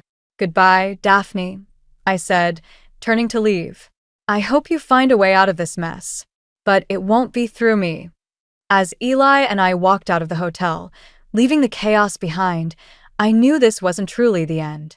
The repercussions of this night would echo for years to come. But for the first time in my life, I felt truly free. Whatever came next, I was ready to face it, on my own terms. The days following Daphne's disastrous wedding were a whirlwind of emotions and revelations. I found myself in my office, staring out the window at the city skyline, when my assistant announced an unexpected visitor. Daphne. As she walked in, I barely recognized the woman before me. Gone was the polished facade, replaced by a disheveled, broken version of my sister.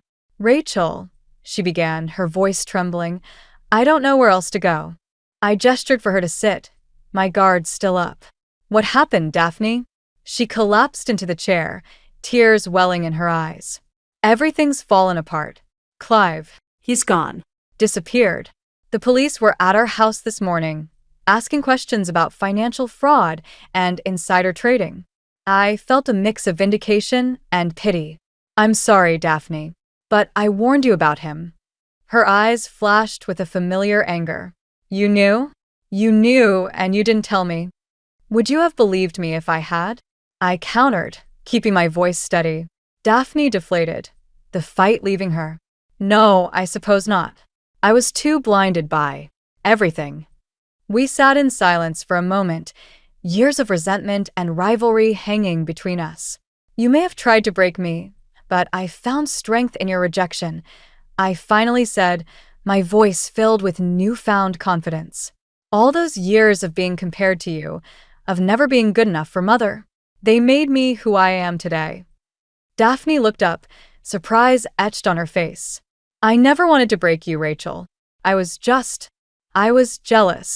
You were always so strong, so independent. I felt like I could never measure up. The irony of her words wasn't lost on me. And I spent years thinking the same about you. A bitter laugh escaped her lips. What a pair we make. Just then, my office door burst open, revealing a furious Miriam. There you are, she spat, glaring at Daphne. Do you have any idea what you've done? The scandal, the shame you've brought on this family? I stood, placing myself between Miriam and Daphne. That's enough, Mother. Miriam's eyes widened in shock. You're defending her? After everything? I'm not defending anyone, I said calmly. I'm putting an end to this toxic cycle. Miriam's face contorted with rage. How dare you? After all we've sacrificed for you girls, Sacrificed. I cut her off, my voice sharp. You mean the years of manipulation? The constant criticism? The way you pitted us against each other? Daphne stood, her voice small but steady. She's right, Mother. This has to stop. Miriam looked between us, realization dawning that she was losing control. You ungrateful children. You have no idea what I've done to protect this family. Protect us? I laughed bitterly. You've done nothing but tear us apart. The tension in the room was palpable. Miriam, seeing her influence slipping away, made one last desperate attempt. Rachel, darling, surely you can see reason. Your sister needs you now. We need you.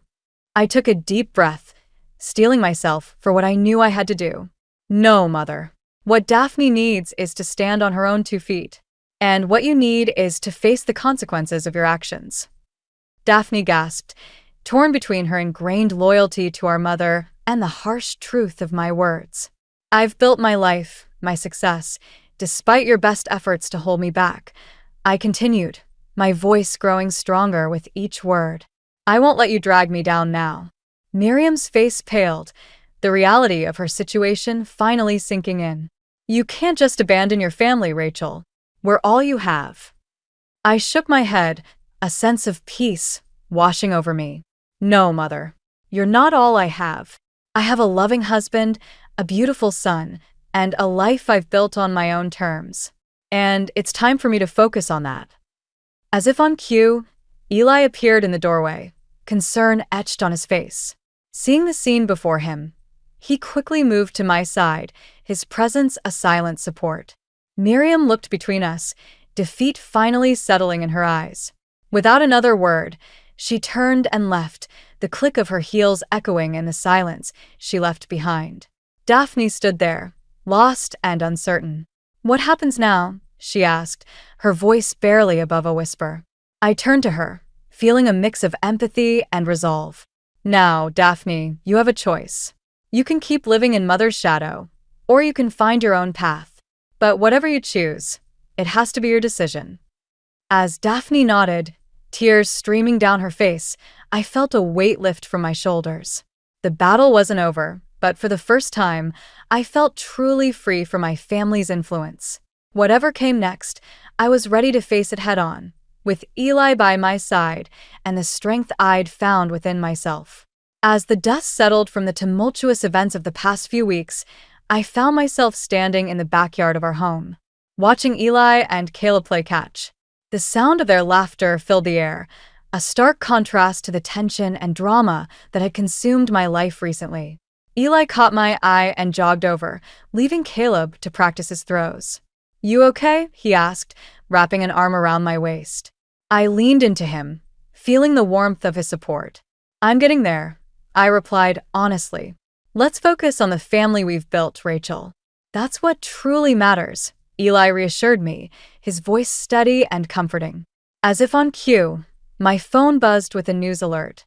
I hesitated before opening it, already guessing what it might be about. The headline confirmed my suspicions. Tech mogul's sister's engagement ends in scandal, financial fraud uncovered.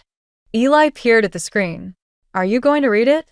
I paused, then shook my head. "No, I don't think I will." Just then, Caleb ran up to us, his face flushed with excitement. "Mom, Dad, look.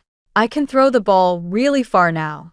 We turned our attention to our son, watching as he demonstrated his newfound skill.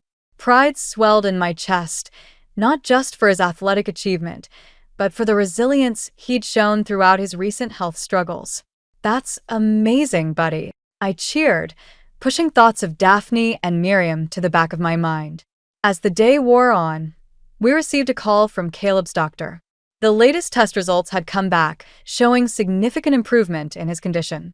The news felt like a weight lifting off our shoulders, a reminder of what truly mattered in life. That evening, as we sat around the dinner table, I looked at the faces of my husband and son.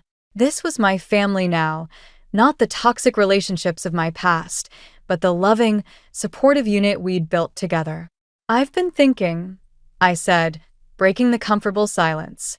"Maybe it's time we took that vacation we've been talking about. Just the three of us." Eli's face lit up. "I think that's a great idea. What do you say, Caleb? Ready for an adventure?" Our son's enthusiastic response filled the room with laughter and excitement as we began to plan our trip. Later that night, as Eli and I prepared for bed, he turned to me with a serious expression. "You know, Rachel, I'm really proud of you. The way you've handled everything, you're incredible." I felt a lump form in my throat. "I couldn't have done it without you," I replied, squeezing his hand. As we lay in bed, I reflected on the journey that had brought me to this point.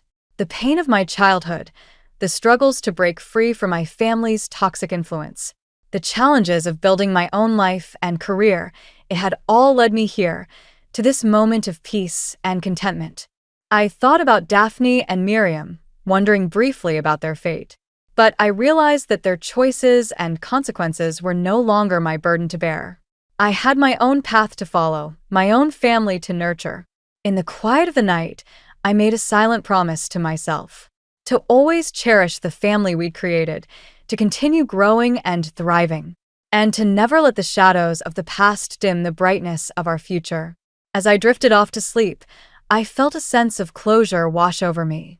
The chapter of my life dominated by my birth family's drama was finally ending, but a new one, filled with hope, love, and endless possibilities, was just beginning. Tomorrow, we would start planning our vacation. Tomorrow, we would continue building our life together. Tomorrow, and all the days after, would be ours to shape as we saw fit. For the first time in as long as I could remember, I looked forward to the future without fear or reservation. Whatever challenges lay ahead, I knew we would face them together, as a family bound not by blood, but by love, respect, and unwavering support. And that, I realized, was the greatest victory of all. The live stream to Grandpa Everett showed my empty hands first, then panned across my bedroom door. Sweet 16 reveal coming up. I whispered into my phone, trying to contain my excitement. "You ready for this, Grandpa?" His chuckle crackled through my earbuds. "Ready as I'll ever be, sweetheart." I pushed open the door, already imagining how I'd arrange the new art supplies he'd promised me. The words died in my throat. Where my easel should have been, a pristine white crib stood in a shaft of afternoon sunlight. My posters, my paintings, my entire life had been erased. Pale yellow ducks danced across freshly painted walls. "Mom?" My voice came out smaller than I meant it to. "Dad." I heard their voices floating up from downstairs, probably in Dad's study. My feet felt heavy as I descended, still broadcasting. The study door was ajar, and I caught fragments of their conversation. Better this way, Conrad. She'll understand eventually. Marlo, maybe we should have. Should have what? Waited until she came home from school? Given her time to throw one of her dramatic fits. I pushed the door open. Mom stood by the window in her tailored blazer, while Dad slumped in his leather chair, not quite meeting my eyes. What happened to my room? I asked, though I already knew. The nursery theme, the timing, it had to be for Serafina's baby. Mom's lips tightened into that familiar line of disapproval. Elara, good. We need to discuss some changes. Changes? The word tasted bitter. You mean how you turned my bedroom into a nursery without telling me? Your sister needs that space more than you do right now, Mom said, as if explaining something obvious to a child. We've arranged for you to stay with Aunt Callista. Dad shifted in his chair. It's only temporary, honey, until we figure something out. Figure something out? I gripped my phone tighter, suddenly grateful for Grandpa's silent presence on the other end. I live here. This is my home. Was your home? Mom corrected. Honestly, Elara, you're 16 now. It's time to stop being so self-centered. Your sister is starting a family. She needs our support. The room spun slightly. And what about what I need? What you need, Mom's voice turned sharp, is to grow up and stop making everything about yourself. Callista's expecting you tonight. I've already packed your essential items. I looked at Dad, but he just stared at his hands, shoulders curved inward like he was trying to disappear into his chair. Some defender. Happy birthday to me, I guess, I said, my voice steadier than I felt. Thanks for the heads up. Don't be dramatic, Mom sighed. Your aunt's place is perfectly nice, and it's closer to your school. This is hardly the tragedy you're making it out to be. I backed toward the door, my hand finding the doorknob. You're right, Mom. It's not a tragedy. It's just really, really clear where I stand with you both. As I turned to leave, I caught Dad's flinch, the slight tremor in his hand as he reached for his coffee cup. Mom's reflection in the window showed something flicker across her face, not guilt, exactly, but something close to unease. I ended the live stream as I climbed the stairs, but not before whispering, "Did you get all that, Grandpa?" His response was immediate and grim. Every word, sweetheart. Every single word. Standing in what used to be my room, I ran my fingers along the crib's smooth, white railing. The nursery was beautiful, really. Perfect for the golden child's perfect baby. But as I traced one of those cheerful yellow ducks, I made a promise to myself. This wouldn't be the end of the story. Not by a long shot. Aunt Callista's spare room smelled like lavender and fresh paint. She'd stayed up late helping me hang fairy lights across the ceiling, transforming the plain walls into something almost magical.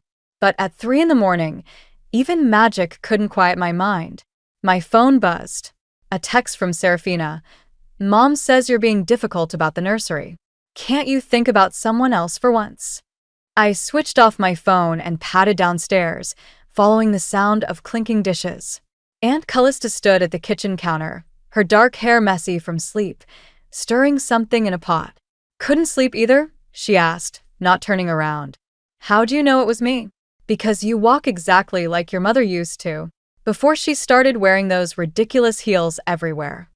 She poured hot chocolate into 2 mugs, adding a handful of mini marshmallows to mine. Want to talk about it? I wrapped my hands around the warm mug. Did you know? About their plans for my room? No. Her voice carried an edge I'd never heard before. Marlo called me yesterday morning, informed me you'd be staying here. Like I was some kind of hotel service. You could have said no. And leave you where? With them. She sat across from me, her eyes sharp in the dim kitchen light.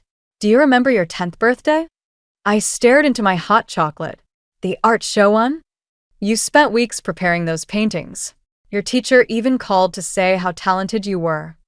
She paused, stirring her drink. Your mother scheduled a client dinner for the same evening. Your father promised he'd come see your work after, but he fell asleep in his study instead. The memories still stung. Mom said I shouldn't have expected them to rearrange their lives for a school art show. You stopped painting after that. Yeah, well, what was the point? The marshmallows in my cocoa had melted into a sweet, sticky swirl. Mom always said art wouldn't pay the bills. Callista's phone chimed. She glanced at it, her expression darkening. Speaking of your mother, what now? She wants me to send you home this weekend for a family dinner. Serafina's announcing her pregnancy officially. She looked up at me. You don't have to go. Yes, I do. I traced the rim of my mug. If I don't, they'll say I'm being selfish again, making everything about me. Like they made your birthday about Serafina? Callista's voice was gentle, but her words hit hard. My phone buzzed again upstairs, probably another text from Serafina. I thought about my sister's perfect life, her successful husband, her growing family, our parents' constant approval.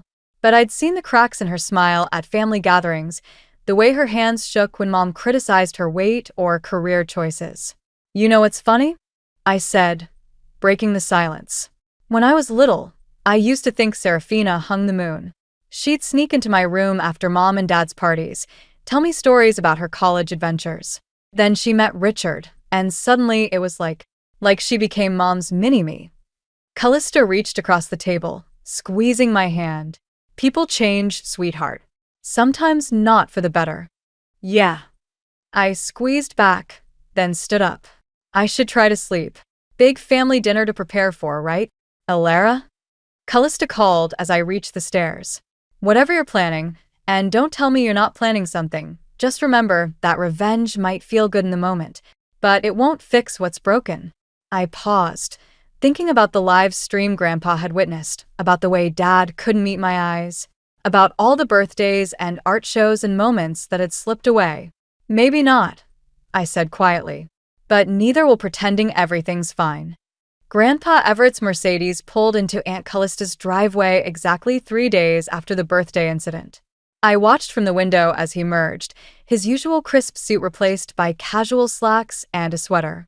He looked older somehow, tired in a way I'd never seen before. You didn't have to come, I said when he entered, though my tight hug probably gave away how glad I was to see him.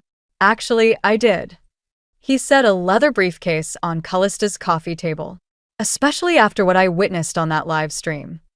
Callista appeared with coffee, her expression guarded. Marlo called this morning. She's not happy about you being here, Dad. Marlo hasn't been happy about anything since she married that spineless. He caught himself, glancing at me. Sorry, sweetheart, but we need to discuss something important. He pulled out several documents from his briefcase. I recognized the Whitman Industries letterhead.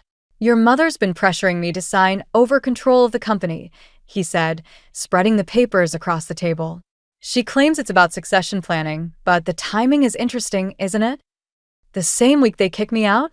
I picked up one of the documents, scanning the legal jargon I barely understood.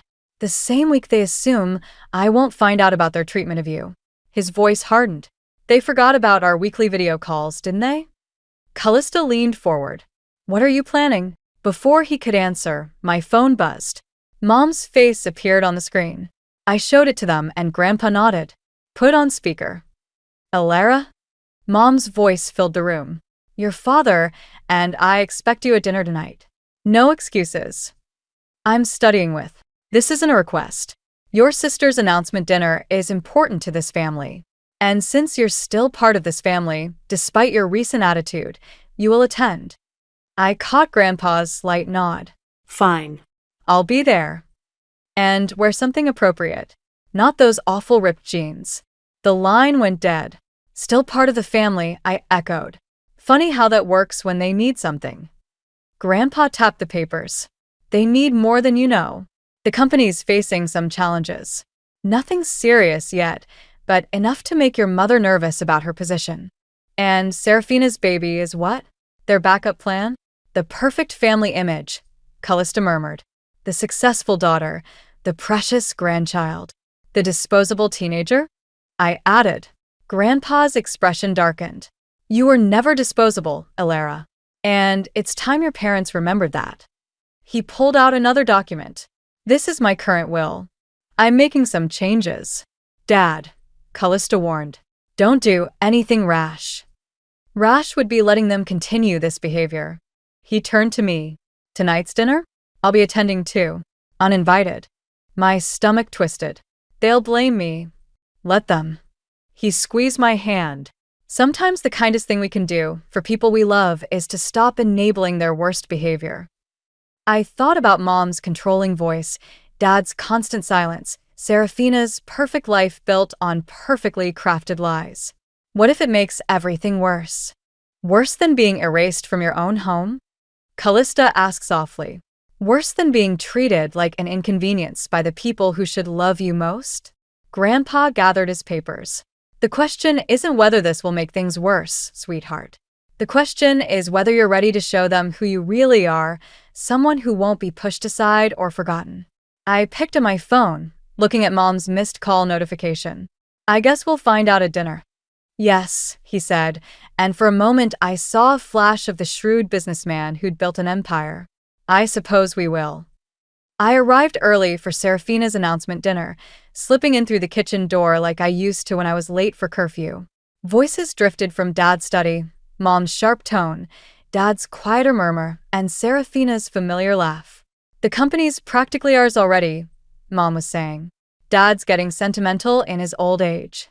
All it takes is one grandchild, too. I edged closer to the partially open door. But what about Alara? Serafina asked. She's his favorite. Everyone knows it.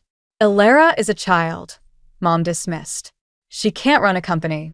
Besides, once the baby comes, Dad will forget all about her artistic phases and teenage dramatics. Marlo, Dad's voice carried a rare note of concern. Maybe we should slow down. The way we handled her birthday. The way we handled it was necessary. That girl needs to learn her place. And with the merger coming up? The merger? Serafina's voice sharpened. What merger? Richard's company, Mom said. Once we announce your pregnancy, the timing will be perfect. A merger between families, securing both companies' futures. Your father-in-law is already on board. My hand flew to my mouth. Richard was Serafina's husband, but he was also the CEO of their biggest competitor. A merger would mean, you're using my baby as a business deal? Serafina's voice cracked. I'm securing our family's future, Mom countered. Something your sister seems determined to undermine with her constant need for attention. Speaking of attention, Dad cut in. Dad's car just pulled up. I backed away from the door, but not fast enough. It swung open, and I found myself face to face with Mom. Her perfectly applied makeup couldn't hide her flash of panic. Alara. Her smile was brittle. How long have you been standing there? Long enough. The words came out steadier than I felt. So that's why you wanted the nursery done so quickly. It was never about Serafina's baby. It was about the merger. Serafina appeared behind Mom, one hand protectively over her stomach. Alara, it's not what you think. Really? Because it sounds like Mom's using your baby to manipulate Grandpa and secure a business deal. I met Mom's eyes. That's why you needed me gone, isn't it? Because I might tell him the truth. You understand nothing about business, Mom snapped. About what it takes to protect this family's legacy. Protect it. I laughed, the sound harsh even to my own ears. You mean control it, like you try to control everything else. The doorbell rang. Dad emerged from the study, adjusting his tie. That'll be your grandfather. Perfect timing, I said, watching Mom's face pale slightly. I'm sure he'd love to hear about the merger plans. About how his great-grandchild is just another business asset. You wouldn't dare, Mom hissed. I thought about my empty room upstairs, about years of missed art shows and conditional love. About Serafina's face when she learned her baby was just another piece in Mom's game. Try me, I said, turning toward the door. Mom grabbed my arm. If you ruin this. You'll what? Throw me out again? Too late. The doorbell rang again. Serafina's hands were shaking. Dad wouldn't meet anyone's eyes. And Mom, for the first time in my life, I saw real fear crack through her perfect facade. I pulled free of her grip and walked toward the front door, my heart pounding but my step steady. Behind me, I heard Mom's heels clicking rapidly across the floor, rushing to beat me there. The game was about to change. I just hoped I was ready for what came next. The college brochures spread across Aunt Callista's kitchen table looked like escape routes. Art programs, photography majors, creative writing departments, everything Mom would hate. Everything I might love. Berkeley has an excellent fine arts program, Callista said, sliding another pamphlet toward me. And it's about as far from here as you can get without leaving the country. My phone buzzed. Another message from Serafina. We need to talk. Alone. I'd been ignoring her texts since the dinner disaster 3 days ago, when Grandpa had stormed out after learning about the merger plans. Mom hadn't spoken to me since, but her silence said enough. Alara? Callista tapped the brochure. You're miles away.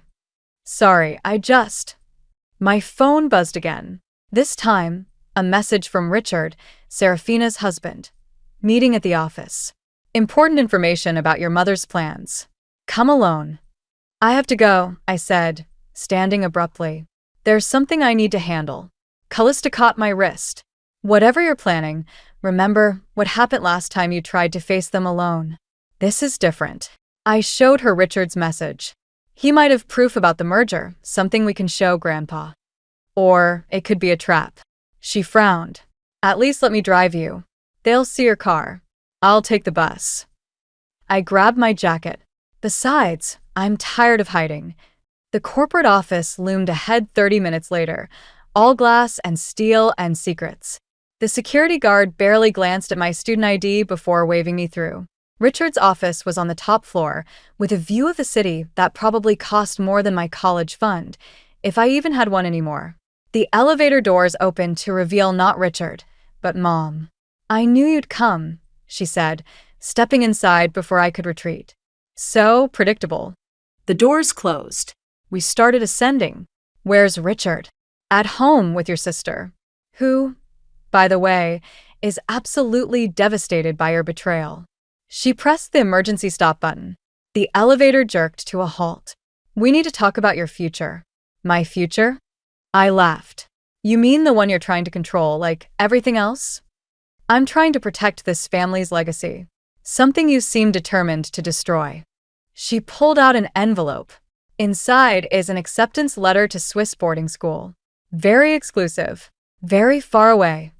My throat tightened. You can't force me to go. No. Think about Serafina. The stress you're causing could harm her baby. Think about your father. His position in the company depends on this merger. She held out the envelope.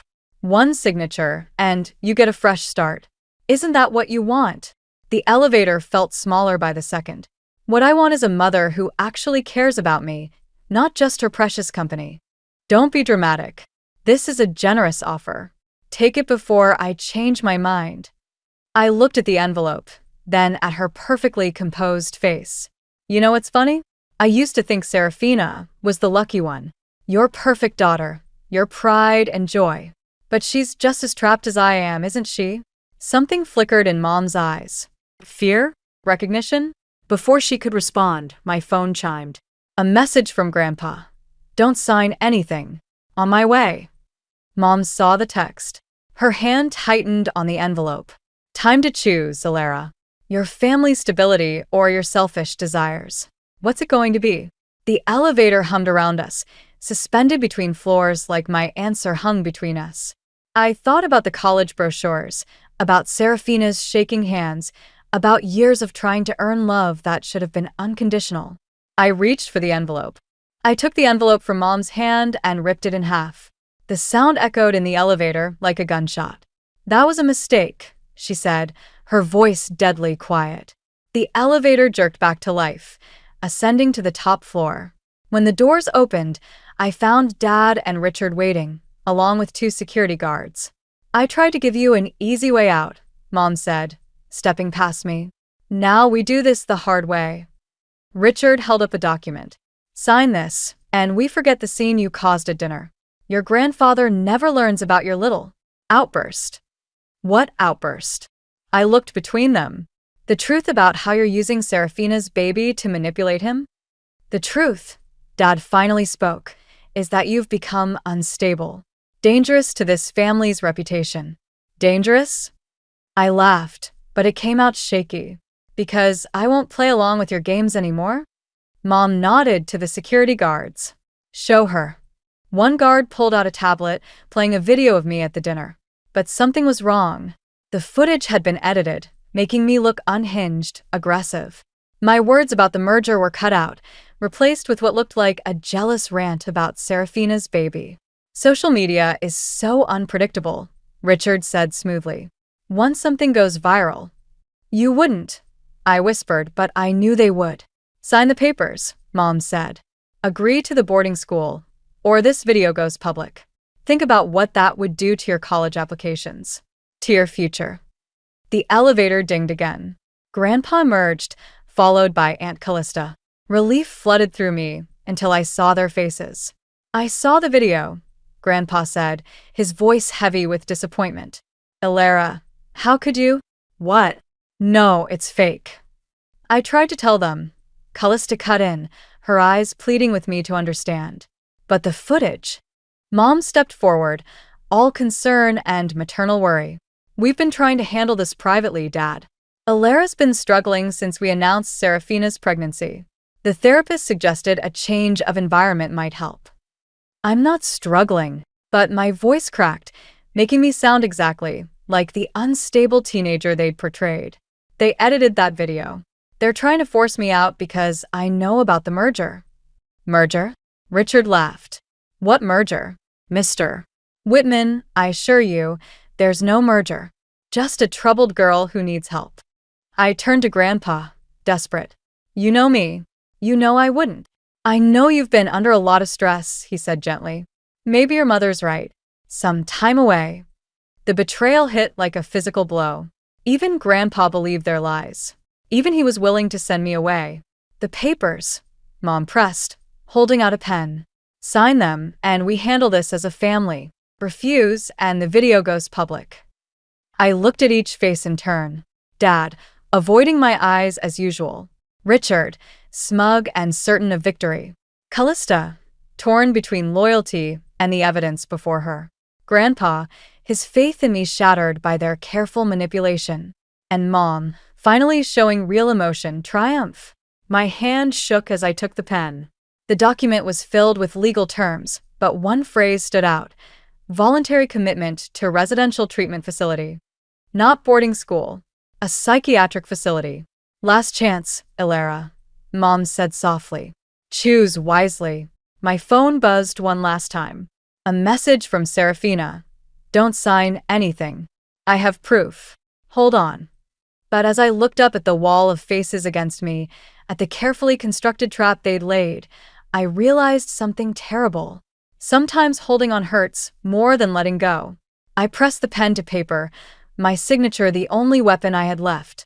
The residential facility's admission papers felt heavy in my hands. Just as I pressed the pen to paper, the office door burst open. Serafina stood there, breathing hard, one hand protectively over her stomach. Stop, she commanded, her voice stronger than I'd ever heard it. Nobody's signing anything. Mom stepped forward. Serafina, you shouldn't be here in your condition. My condition? Serafina laughed, sharp and bitter.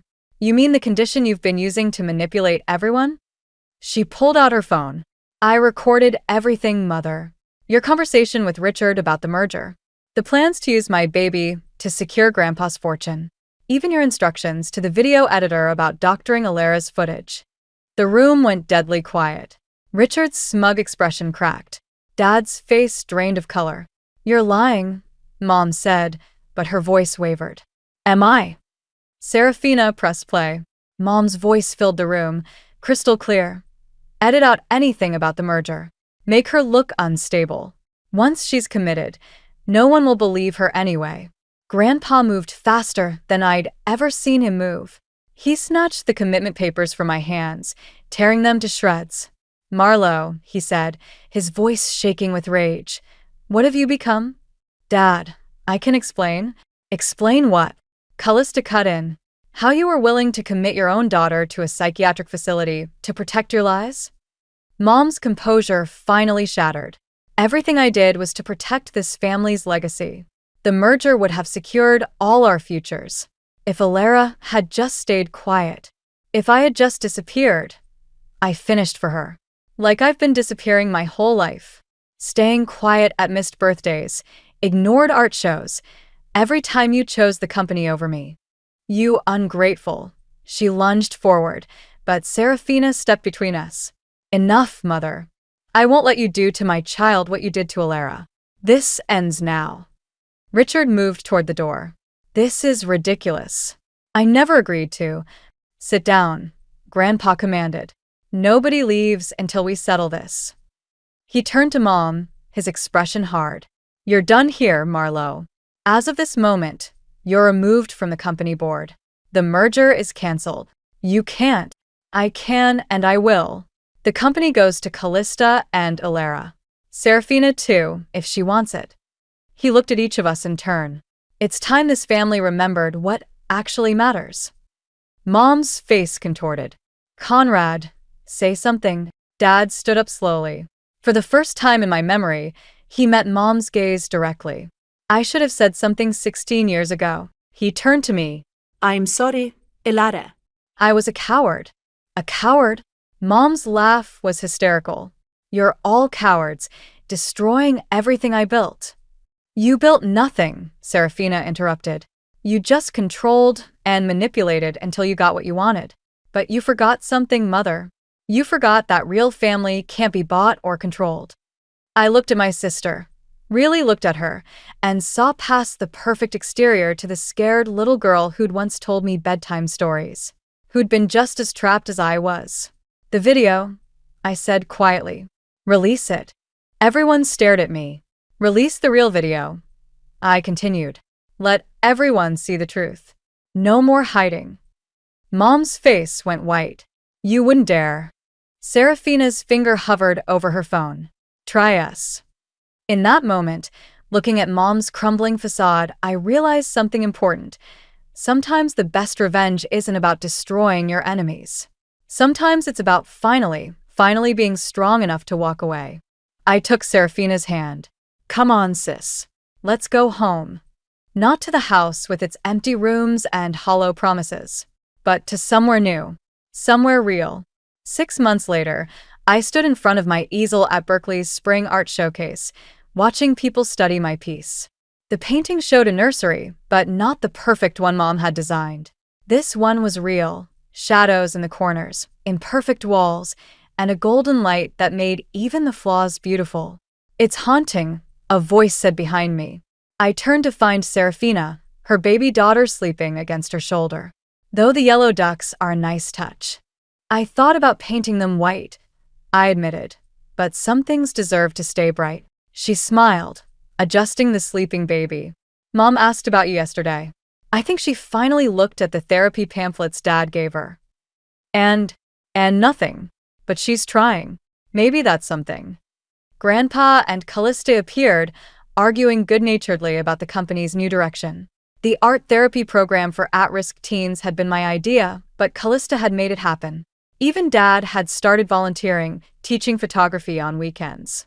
Your mother's letter came, Grandpa said quietly, holding out a worn envelope. The one she wrote before you were born. I thought you should have it. I took it, feeling its weight. Did you read it? No. But I remember when she wrote it.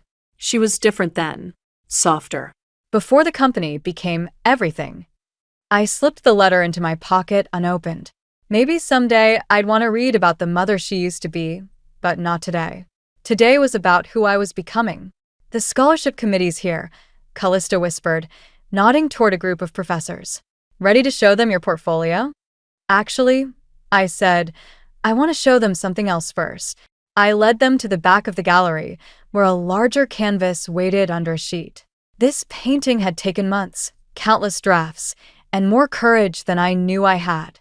I pulled off the sheet. The painting showed our family, but not in the perfect posed way of old portraits. Instead, it captured real moments. Serafina reading stories to her daughter, Callista and Grandpa laughing over coffee, Dad behind his camera. Even Mom was there, distant but present, a shadow beginning to take new shape. And in the center, a teenage girl at an easel, finally visible, finally whole. Oh, sweetheart, Callista breathed. It's called Family Portrait Unfinished, I explained. Because we're all still working on it, aren't we? Serafina squeezed my hand. Always. Later, after the scholarship committee had left, with an offer I couldn't refuse, and the gallery had emptied, I found myself alone with my paintings. My phone buzzed with a text from Mom. The new art therapy program. It's good work. You're good at this. Not an apology. Not yet. But maybe, like my painting, we were all unfinished works in progress. I thought about the unopened letter in my pocket, about the mother she'd been and the one she'd become, about how sometimes the hardest part of growing up is realizing your parents are growing too, in their own imperfect ways. Another text came through, this one from Dad. Proud of you, kiddo. Always have been. I looked at my family portrait one last time before covering it for the night. The shadows were there, but so was the light, making even the darkest corners glow with possibility. Just like the nursery painting, it wasn't perfect. But maybe perfect wasn't the point. Maybe the point was learning to see beauty in the broken places, strength in the struggles, and hope in the spaces we leave blank, waiting to be filled with whatever comes next. I turned off the gallery lights and stepped into the evening, ready for my next canvas. I never meant to find that letter. If I hadn't been helping Mom clean out Grandma's old desk that day, my life might still be normal. But there it was, yellowed and creased, tucked away in a forgotten drawer for 24 years. My name is Lila, and I discovered my mother never wanted me to exist. It started as a typical Saturday morning. Mom had finally decided to tackle Grandma's antique writing desk, the one that had been gathering dust in our attic since we inherited it last year. She'd asked me to help sort through the drawers while she ran errands, probably assuming there was nothing but old receipts and forgotten birthday cards inside. Just throw out anything that looks unimportant, she'd said, waving her hand dismissively before heading out. We'll donate the desk to charity once it's cleaned out. The first few drawers were exactly what you'd expect: dried up pens, expired coupons, and Christmas cards from people I'd never heard of. But when I pulled open the bottom left drawer, something caught my eye. A cream-colored envelope, addressed to my grandmother in my mother's distinctive handwriting, dated 3 months before I was born. I shouldn't have opened it. I knew that even as my fingers traced the sealed edge, but something about the way it was hidden, carefully tucked beneath a stack of old magazines, made my heart race. Dear Mom, it began in my mother's precise penmanship. I don't know what to do anymore. Grant keeps saying we'll manage, but I can't shake this feeling that having this baby would be the biggest mistake of my life. My hands started shaking as I read on. The words blurred together, but certain phrases jumped out like neon signs. Not ready for this responsibility. Should have gone through with the abortion. Trapped in a life I never wanted. The front door slammed downstairs, making me jump. Lila? Are you still up there? I quickly folded the letter, shoving it into my pocket as my mother's footsteps approached the attic stairs. My chest felt tight, like someone had wrapped a steel band around it and was slowly squeezing. Find anything interesting? She appeared in the doorway, arms full of grocery bags. I forced a smile. Just old papers, like you said. The letter felt like it was burning through my pocket. Well, don't waste too much time up here. Your sister's coming home from boarding school tonight, and I need help preparing her welcome dinner. Ah yes, Tessa. The wanted child. The one whose achievements covered our refrigerator door, while mine gathered dust in drawers. Suddenly, so many things made horrible sense. Actually, Mom? My voice cracked slightly. Can we talk about something? She was already halfway down the stairs. Later, sweetie. I need to marinate the chicken for tonight. You know how particular Tessa is about her food. I pulled out the letter again after she left, reading it one more time to make sure I hadn't imagined things. But there it was, in black and white, proof that my entire existence had been a burden to her from the start. That evening, I sat through Tessa's welcome dinner in a daze, watching my mother fuss over her favorite daughter.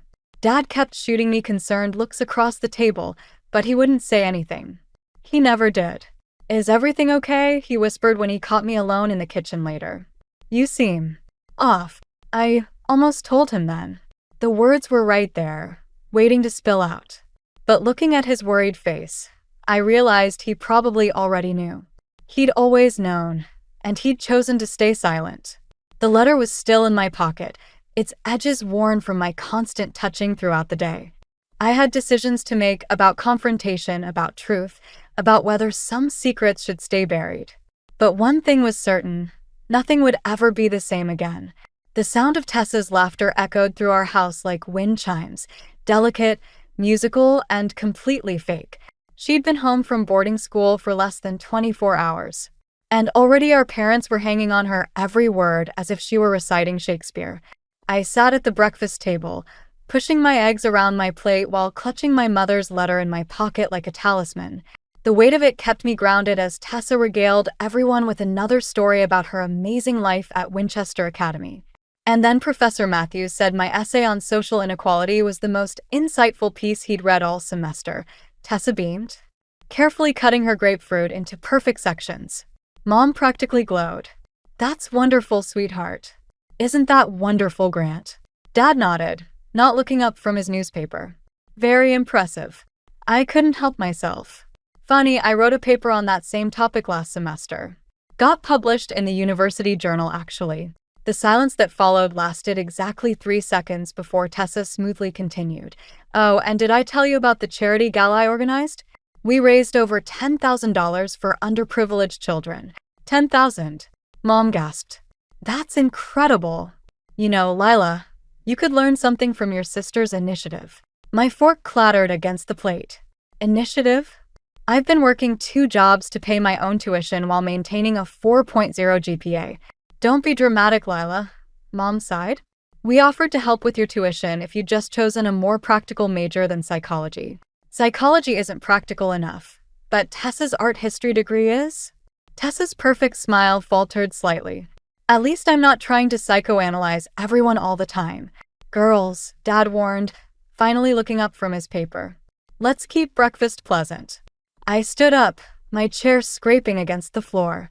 "You're right, Dad. Everything should always be pleasant. Heaven forbid we actually discuss anything real."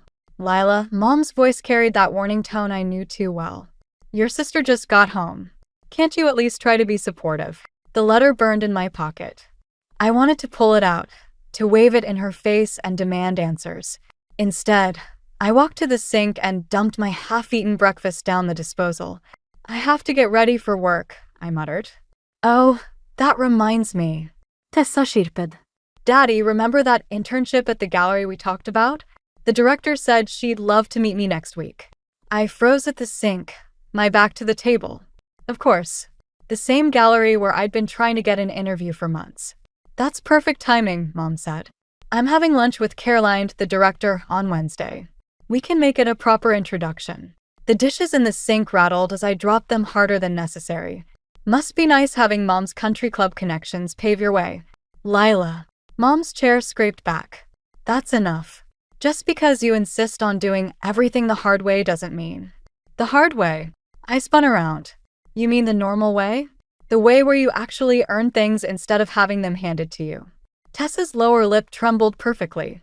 "Why do you always have to ruin everything?" "I just got home." "Oh, trust me, I wouldn't want to ruin your homecoming. It's clearly the highlight of Mom and Dad's year." I stormed out of the kitchen, ignoring Mom's calls to come back and apologize. As I reached the stairs, I heard Tessa's soft voice. "Poor Lila.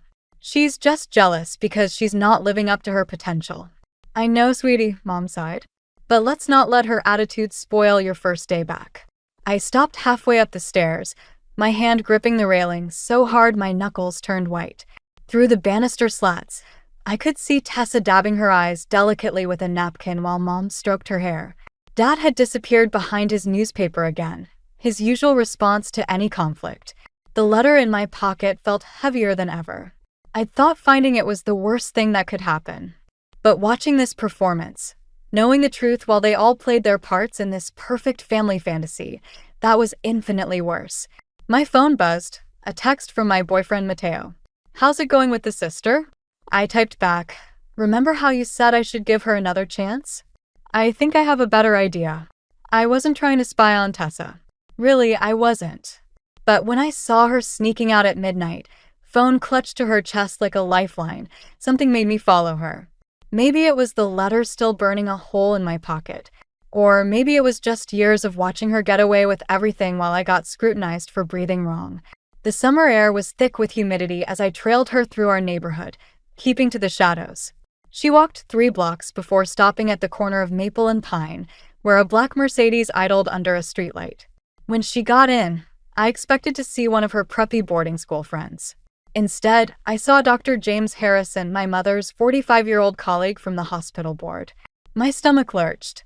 I snapped a quick photo with my phone, more out of instinct than any real plan. Through the car window, I could see Tessa laughing at something he said, her hand resting casually on his arm. Then the Mercedes pulled away, leaving me standing there with the kind of ammunition I'd only dreamed about. "What are you doing out here?" I nearly jumped out of my skin. Matteo stood behind me, looking concerned. I'd completely forgotten he was picking me up for our late-night coffee date. I showed him the photo. His eyes widened. "Holy shit," he whispered. "Is that Mom's favorite board member? The one she's always bragging about at dinner parties?" "Yeah." My hands were shaking. "What do I do with this?" Matteo ran a hand through his hair. "Maybe talk to Tessa first? Before going nuclear." He was right, of course. He usually was. But the thought of having a rational conversation with my sister made my teeth ache. I waited up for her return, sitting in the dark kitchen. At 2 a.m., I heard the front door ease open. "Fun date?" I asked, flicking on the light. Tessa froze like a deer in headlights, then quickly composed herself. "I was just getting some air." "In Dr. Harrison's Mercedes?" The color drained from her face. "You followed me?" "Didn't have to follow far." "What the hell are you thinking, Tessa?" "He's older than Dad." "You don't understand," she hissed, glancing nervously at the stairs. "James loves me. He's going to leave his wife once I graduate." I laughed, but there was no humor in it. "Oh my God, you actually believe that?" The oldest line in the book. "Stop acting like you care about me," she snapped. "We both know you're just jealous because for once you found something you could use against me." "Jealous? Of you being manipulated by a married man?" "At least someone wants me." Her voice cracked. "At least I'm not so desperate for attention that I have to work 2 jobs and get perfect grades just to feel worthy of existing." The words hit like a slap. She knew. Somehow she knew about the letter. "Mom told you," I said flatly. Tessa's expression shifted from anger to something almost like pity. "She didn't have to. I've always known I was the wanted child. Why do you think I try so hard to stay that way?" For a moment, I saw something vulnerable in my sister's eyes, a glimpse of the scared teenager beneath the perfect facade. But then she straightened her shoulders, transforming back into the golden child. "If you tell Mom and Dad about James, I'll tell them about you and that teaching assistant last year." My blood ran cold. "What are you talking about? The one who helped you get published?" "I have texts proving he wrote half your paper."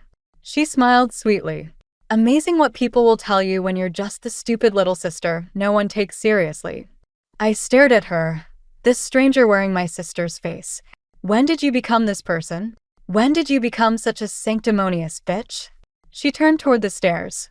"Stay out of my life, Lila. Or I'll make sure Mom and Dad know exactly who their disappointing daughter really is." After she left, I sat in the dark kitchen for a long time, my phone heavy in my hand. The photo of Tessa and Dr. Harrison glowed on the screen, a nuclear option I wasn't sure I was ready to use.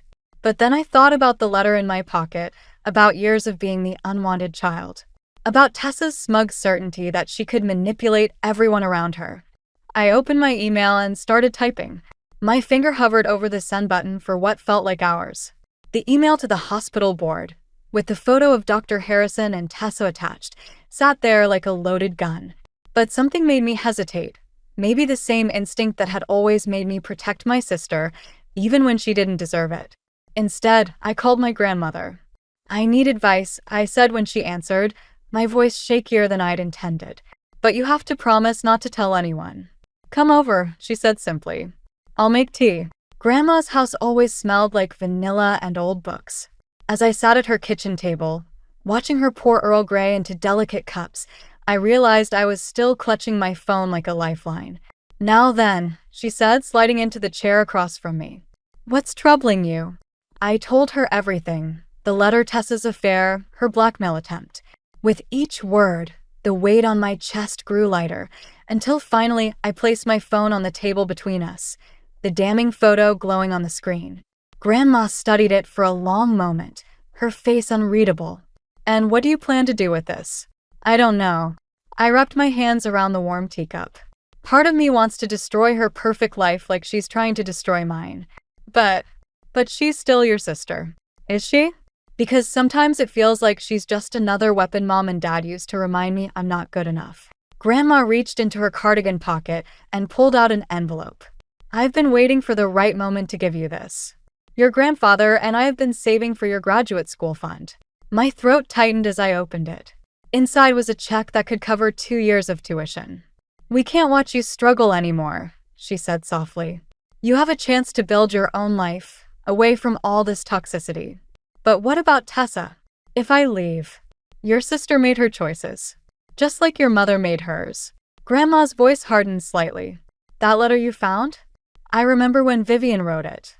I also remember telling her that if she couldn't love you unconditionally, she didn't deserve to be your mother." My hands started shaking. "You knew? All this time." "I knew a lot of things, including how hard you've tried to earn love that should have been freely given." She reached across the table and gripped my hand. "But sometimes the bravest thing we can do is walk away." My phone buzzed, a text from Tessa. "Mom's looking for you. Better not be telling tales." As if on cue, another message appeared from Mom. "Where are you? We need to discuss your attitude toward your sister." "They'll never let me go," I whispered. "They can't stop you if you don't let them." Grandma stood and walked to her desk, returning with a small key. "Your grandfather and I bought a small condo near the university last month. It's yours if you want it." I stared at the key, understanding slowly dawning. "You've been planning this. We've been watching you dim your own light for years. It's time to shine, my dear." My phone buzzed again, "Mateo, this time? Whatever you decide, I'm with you." Suddenly, the path forward seemed clearer. I picked up my phone and deleted the email draft with Tessa's photo. Then I opened a new message to my sister. "I know what James is doing is wrong, even if you don't see it yet. When you're ready to talk, really talk, I'll be there. But I won't let you use me as a punching bag anymore." I turned my phone off before she could respond and pocketed the key to my new life. "They're going to be furious," I said. Grandma smiled. "Probably. But you know what's wonderful about being an adult? You don't need anyone's permission to save yourself." As I drove home to pack my bags, I realized the letter in my pocket didn't feel so heavy anymore. Maybe because I finally understood, it wasn't just about Mom not wanting me. It was about me finally being brave enough to want something better for myself. 3 months into my new life, I'd almost convinced myself I was free. The condo near campus became my sanctuary, and between classes and my research assistant position, I barely had time to think about home. Mateo had practically moved in, filling our evenings with takeout dinners and Netflix marathons that felt wonderfully, blissfully normal. Then Tessa showed up at my door at 2 a.m., mascara streaking her cheeks. "James is married," she said, as if this was news. Like, actually married. With kids. I leaned against the doorframe, fighting the urge to say, "I told you so." "How did you find out?" "His wife came to the gallery." Tessa pushed past me into the apartment. She knew everything. She'd been reading our texts for months. She collapsed onto my couch, looking smaller than I'd ever seen her. "Mom's going to kill me when this gets out." "Mom doesn't have to know." Tessa laughed bitterly. "The wife is threatening to tell the hospital board. Mom's precious reputation is about to go up in flames because her daughter was stupid enough to..." She broke off, noticing the psychology textbooks on my coffee table. "You seem to be doing well." The accusation in her tone was subtle but clear. "I am doing well," I said. "For the first time in my life. Must be nice having Grandma and Grandpa bankroll your escape while leaving me to deal with everything alone. You made it pretty clear you didn't want my help. Because you were trying to control me, just like Mom." "I was trying to protect you." "From what?" Tessa stood up, her vulnerability vanishing behind familiar anger.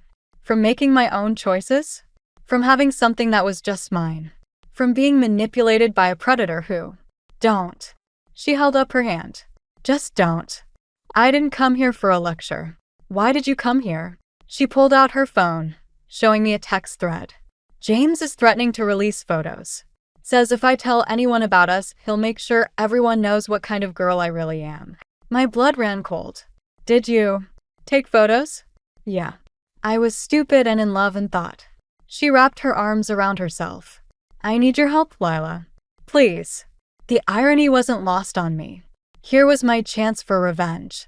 Not just against Tessa, but against our whole family. One phone call to the hospital board and everything would implode. Mom's carefully curated image, Dad's peaceful existence, Tessa's golden child status. All of it would shatter. My phone buzzed. A text from Mom. Tessa's missing. If you've poisoned her against us. Another from Dad. Please, sweetheart. Just tell us where she is. And then one from Grandma. Remember who you are, not what they made you. Tessa was still standing there, looking lost in my carefully constructed new life.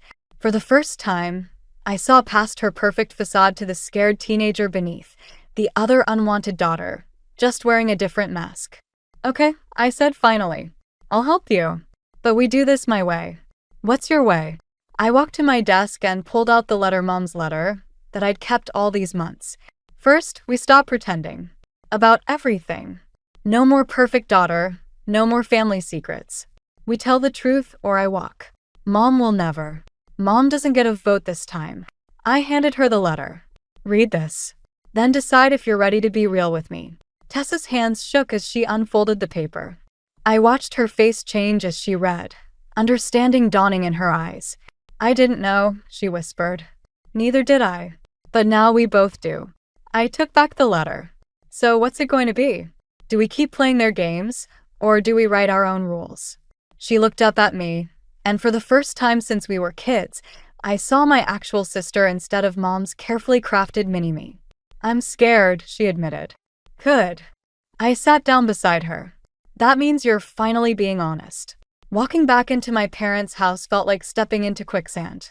Every family photo on the wall, every carefully arranged piece of furniture seemed designed to pull me under. Tessa followed close behind, her usual confidence replaced by nervous energy. Mom was waiting in the living room, perfectly poised despite the late hour. Dad stood by the window, pretending to watch the neighbor's cat. So kind of you to finally bring her home, Mom said, her voice arctic. Though I suppose undermining this family is your specialty lately. That's not why I'm here. I reached into my bag, fingers brushing against both letters, the one about my almost abortion and the ones from James threatening Tessa. Then why are you here? Mom stood, smoothing her silk robe. To cause more drama? To poison your sister against us like you've poisoned yourself. Mom. Tessa started, but Mom cut her off. Sweetheart, go upstairs. Whatever lies your sister has told you. James Harrison is blackmailing me, Tessa blurted out. He has photos. The silence that followed was deafening. Dad finally turned from the window, his face ashen. Mom's perfect mask cracked for just a moment before reforming. Don't be ridiculous, she said. James is a respected member of the hospital board. He would never.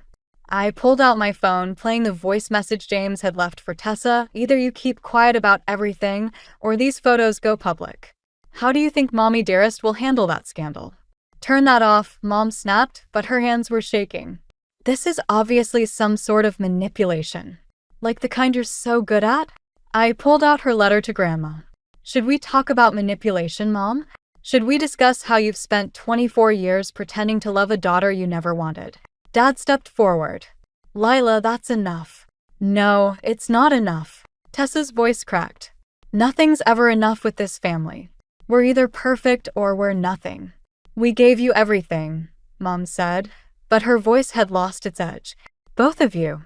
Everything we never had. You gave us conditions, I cut in. Performance requirements.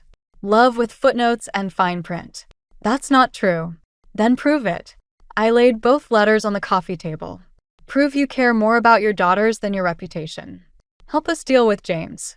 Be actual parents for once. Mom picked up her letter, hands trembling. I was young and scared. I didn't mean. You meant it enough to write it down, I said quietly. Meant it enough to treat me like an obligation for my entire life. While making me feel like I had to be perfect just to justify existing, Tessa added. Do you know how exhausting that is? Mom sank onto the couch, the letters crumpling in her grip. I was trying to give you both your best chance. Everything I did was about you, I finished. Your image, your success, your perfect family fantasy. That's when Mom did something I'd never seen before. She started crying. Not elegant, controlled tears, but ugly, racking sobs that seemed to come from somewhere deep and broken. I don't know how to fix this, she whispered. Neither do we, Tessa said, moving to sit beside her. But maybe that's okay. Maybe we can stop trying to fix things and just be real instead. My phone buzzed, a new message from James. Time's up. Hope you're ready for everyone to see who you really are. Tessa's phone chimed too, then Mom's. Dad's phone started ringing. He's releasing everything, Tessa breathed, her face draining of color. The photos, the texts, everything. Mom stood up, wiping her eyes, her walls visibly rebuilding. We need to contain this. I'll call our lawyers. No, I said firmly. No more containing, no more controlling. We face this together, or we don't face it at all. You don't understand what this will do to our family, Mom pleaded. This family is already broken, I replied. Maybe it needs to shatter completely before we can build something real from the pieces. The phones kept buzzing as our carefully constructed world began to crumble around us. But for the first time, standing in that living room with all our secrets exposed, we weren't pretending anymore. Sometimes rock bottom is just another word for foundation. The hospital board meeting room felt like a courtroom, with James Harrison sitting at one end of the long table and our family at the other. Mom's lawyer shuffled papers beside her while Dad stared at his hands. Tessa hadn't stopped shaking since we walked in. I wasn't supposed to be here, Mom had made that clear. But when Tessa grabbed my hand in the parking lot and whispered, "Please don't leave me alone," I knew I couldn't walk away. Let's keep this civil, James said, his smile as practiced as a surgeon's scalpel. I'm sure we can reach an arrangement that benefits everyone. Benefits everyone? Tessa's voice cracked. Like how you benefited from manipulating an 18-year-old? Tessa, Mom hissed, but I cut her off. No, let her speak. Isn't that what this meeting is about? Finally telling the truth. James's smile didn't waver. The truth is subjective, especially when dealing with unstable young women seeking attention. Funny, I pulled out my phone, because these voice messages seem pretty objective to me. The color drained from his face as I played the recordings. Not just his threats to Tessa, but conversations spanning months, carefully documenting his manipulation. Where did you get those? He demanded. From me, Tessa said quietly. I gave them to Lila the night everything fell apart. Because she was the only one who ever really tried to protect me. Mom's hand trembled as she reached for her water glass. Why didn't you tell us? Would you have believed me? Tessa asked. Or would you have told me to keep quiet to protect the family image? The silence that followed was answer enough. James leaned forward. Those recordings were obtained without consent. They're inadmissible. In court, maybe, I interrupted. But the hospital board might feel differently. Or the press. Or your wife. You're bluffing. Try me. I met his gaze. You threatened my sister. Did you really think I wouldn't have a backup plan? That's when Tessa did something none of us expected. She stood up, pulled an envelope from her bag, and placed it on the table. What's that? Mom asked. My trust fund paperwork. Tessa's hands were steady now. I'm signing it over to a foundation for young victims of abuse. All of it. You can't. Mom started. I can. And I am. Tessa looked at James. You can release whatever photos you want. I'm done being afraid of the truth. Tessa, think about your future. Dad finally spoke up. I am thinking about my future. For the first time, I'm thinking about what I want, not what everyone else wants from me. I felt a surge of pride so strong it nearly knocked me over. This wasn't the sister who'd shown up at my door in tears. This was someone new, someone stronger. You're making a mistake, James said, but his confidence was cracking. No, I stood beside Tessa. The mistake was thinking you could pit this family against itself. We might be broken, but we're learning to put ourselves back together. Without men like you using our cracks against us. Mom slowly rose from her chair. For a moment, I thought she would try to stop us. Instead, she turned to James. The board meeting is at 3. I suggest you have your resignation ready before I present these recordings. Vivian. That's Dr. Matthews to you. She gathered her papers. And if you ever come near my daughters again, there won't be a hospital in this country that will let you near their patients. As we walked out of that room, something shifted between us, like tectonic plates finally settling into new positions. Mom's hand found mine, then Tessa's, forming a chain I never thought possible. I'm sorry, she whispered. For everything. We know, Tessa and I said together.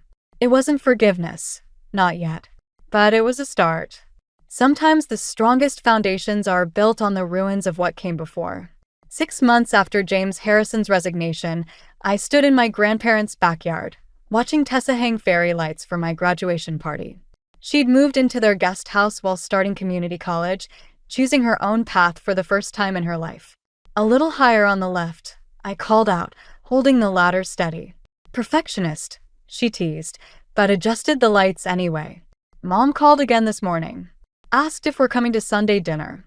The invitation didn't surprise me anymore. What surprised me was how much I wanted to say yes. Maybe I said, if she sticks to her therapy appointments. She is, Dad too. Tessa climbed down, brushing off her hands. I found him crying in his study last week. Actually crying. Said he was sorry for being a coward all those years. The old letter sat in my desk drawer now. Less a weapon and more a reminder of how far we'd come. Mom had asked to burn it together, but I wasn't ready for that. Some scars need to stay visible so we don't forget how we got them. Mateo arrived with the cake, and soon the backyard filled with people. My professors, Tessa's new friends from college. Even a few carefully chosen relatives. Mom and Dad showed up last, hovering uncertainly at the edge of the crowd until Grandma pulled them into the fold. Your mother brought your favorite chocolate mousse, Grandma whispered to me. Made it herself. Nearly burned down her kitchen trying. I watched Mom arrange dessert plates with trembling hands, noticed how she'd stopped wearing her surgical scrubs like armor. She looked smaller somehow, more human. Remember when you first found that letter? Mateo asked, sliding his arm around my waist. You wanted to burn everything down. I wanted justice, I corrected him. I just didn't know what that looked like yet. Tessa clinked her glass, calling everyone's attention. Speech time. As the formerly horrible little sister, I think I've earned the right to embarrass the graduate. Laughter rippled through the crowd, but I saw the tears in her eyes. Lila taught me something this year, she continued. She taught me that real strength isn't about being perfect or proving your worth. It's about being brave enough to be broken and still choose love anyway. Mom wiped her eyes quietly in the back. Dad reached for her hand. To my sister, Tessa raised her glass. Who saved me by saving herself first. Later, as the party wound down, Mom found me by the dessert table. I've been trying to write you a new letter, she said softly, to replace the old one. But everything I write feels inadequate. Maybe that's okay, I replied. Maybe we stop trying to fix the past and just focus on now. She nodded, then pulled something from her purse, a set of keys. The beach house, she explained. The one you and Tessa loved as kids. I'm signing it over to both of you. No conditions, no expectations. Just a place that can be yours. I stared at the keys, remembering summers spent hiding from family tension in that old house by the sea. We can't buy back the past, Mom. I know. She placed the keys in my hand. But maybe we can build a different future. As the last guests left, I found myself sitting on the porch swing with Tessa, just like we used to do as kids before everything got complicated. Do you ever wonder what would have happened if I hadn't found that letter? I asked. Sometimes. She leaned her head on my shoulder. But I think we needed everything to break apart so we could put it back together right. In my pocket, the beach house keys pressed against the outline of Mom's old letter. 2 pieces of metal and paper, each holding different versions of our family story. Want to go check out our new beach house tomorrow? I asked. Only if you promise not to be a responsible adult the whole time. Deal. Above us, the fairy lights twinkled like stars, casting soft shadows that made everything look a little magical, a little possible. Not perfect, but real. And maybe that was the better kind of justice after all. The letter arrived on a Tuesday, the kind of dreary autumn morning where everything feels like a bad omen. I'd just finished my morning rounds at the hospital when I saw it sitting in my locker, the handwriting so familiar it made my stomach clench. My name is Alara, and I hadn't heard from my mother in 15 years. Not since the day she chose her new husband over me. The envelope was expensive, thick cream paper with a watermark. Classic Marlowe, always trying to make poverty look expensive. My hands trembled as I turned it over, the hospital's fluorescent lights suddenly too harsh on my eyes. "Dr. Chen needs you in oncology," Sarah, one of the nurses, called out. I shoved the letter into my coat pocket, where it burned like a hot coal against my hip throughout my next 3 consultations. It wasn't until my lunch break that I found the courage to open it. Sitting in my favorite quiet spot, the empty conference room overlooking the hospital gardens, I finally broke the seal. "Dearest Alara," it began, and I almost laughed at the audacity. "Dearest, after all these years, there are things you need to know about your grandmother's inheritance. Things Griffin and I have discovered that change everything. Please meet me at the Riverside Cafe this Saturday at 2 p.m. Come alone." The paper crumpled in my fist before I realized I was crushing it. My grandmother Odessa had died 6 months ago, leaving me her house and a modest savings account. It wasn't much, but it was everything to me. The only piece of real family I had left. My phone buzzed. A text from an unknown number. "Did you get my letter? Please say you'll come. Mom." "Dr. Morrison?" A knock at the door made me jump. Dr. Rivera, my mentor, poked his head in. "Everything okay? You look like you've seen a ghost." I forced a smile. "Just some family drama." He nodded knowingly. "Those are always the worst cases. Speaking of cases, your patient in 304 is asking for you. The test results are in." Work. Yes. Work was safe. Work made sense. I stood up, smoothing my coat, but my mind was already racing ahead to Saturday. What could Marlowe possibly want after all this time? And why bring up Grandma Odessa's inheritance now? The last time I'd seen my mother, I was 15. She stood in our driveway with Griffin, her new husband, telling me I was being difficult and needed time to adjust. That adjustment apparently meant shipping me off to live with my Aunt Lorna while they started their new life with Griffin's daughter, Talia. "Sometimes," Grandma Odessa used to tell me, "people mistake running away for moving forward." She'd been right about so many things. I pulled out my phone and typed a quick response. "I'll be there." Then I added, "Don't bring Griffin." The reply came instantly. "Just us. I promise." But Marlowe's promises had always been like sandcastles, beautiful, elaborate, and quick to wash away with the tide. The last time I'd trusted her word, I'd ended up losing my home, my family, and any belief in happy endings. As I headed to room 304, my grandmother's last words to me echoed in my head. "The truth always finds its way home, sweetheart. Just make sure you're ready when it knocks." Well, it wasn't knocking anymore. It was sitting in my pocket in expensive cream-colored paper, written in my mother's flowing script, threatening to unravel everything I'd built since she walked away. Saturday was 4 days away. 4 days to decide whether I was really ready for whatever truth was coming home. I spent the next few days buried in work, but memories kept surfacing like bodies in a flood. The worst one hit during a patient consultation, triggered by a perfume that smelled exactly like the one Marlowe used to wear. "Your prognosis is excellent, Mrs. Chen," I was saying when the scent caught me. Suddenly, I was 15 again, standing in our old living room, watching Griffin's hands on my mother's shoulders while he explained why sending me away was for the best. "Dr. Morrison?" "Mrs. Chen's voice snapped me back. "You seemed far away for a moment." I apologized and finished the consultation, but my hands were shaking. After my shift, I drove to Grandma Odessa's house, my house now. The porch steps creaked under my feet just like they always had. Inside, everything was exactly as she'd left it, down to the half-finished crossword puzzle on the coffee table. My phone rang. Aunt Lorna's name flashed on the screen. "I heard Marlowe contacted you," she said without preamble. Classic Lorna, always straight to the point. News travels fast. I sank into Grandma's old armchair, inhaling the lingering scent of her lavender sachets. That woman never could leave well enough alone. Lorna's voice had an edge I rarely heard. "Did she mention Griffin?" "She promised he wouldn't be there." "And you believe her?" I didn't answer. Through the window, I watched a pair of cardinals at the bird feeder Grandma had installed.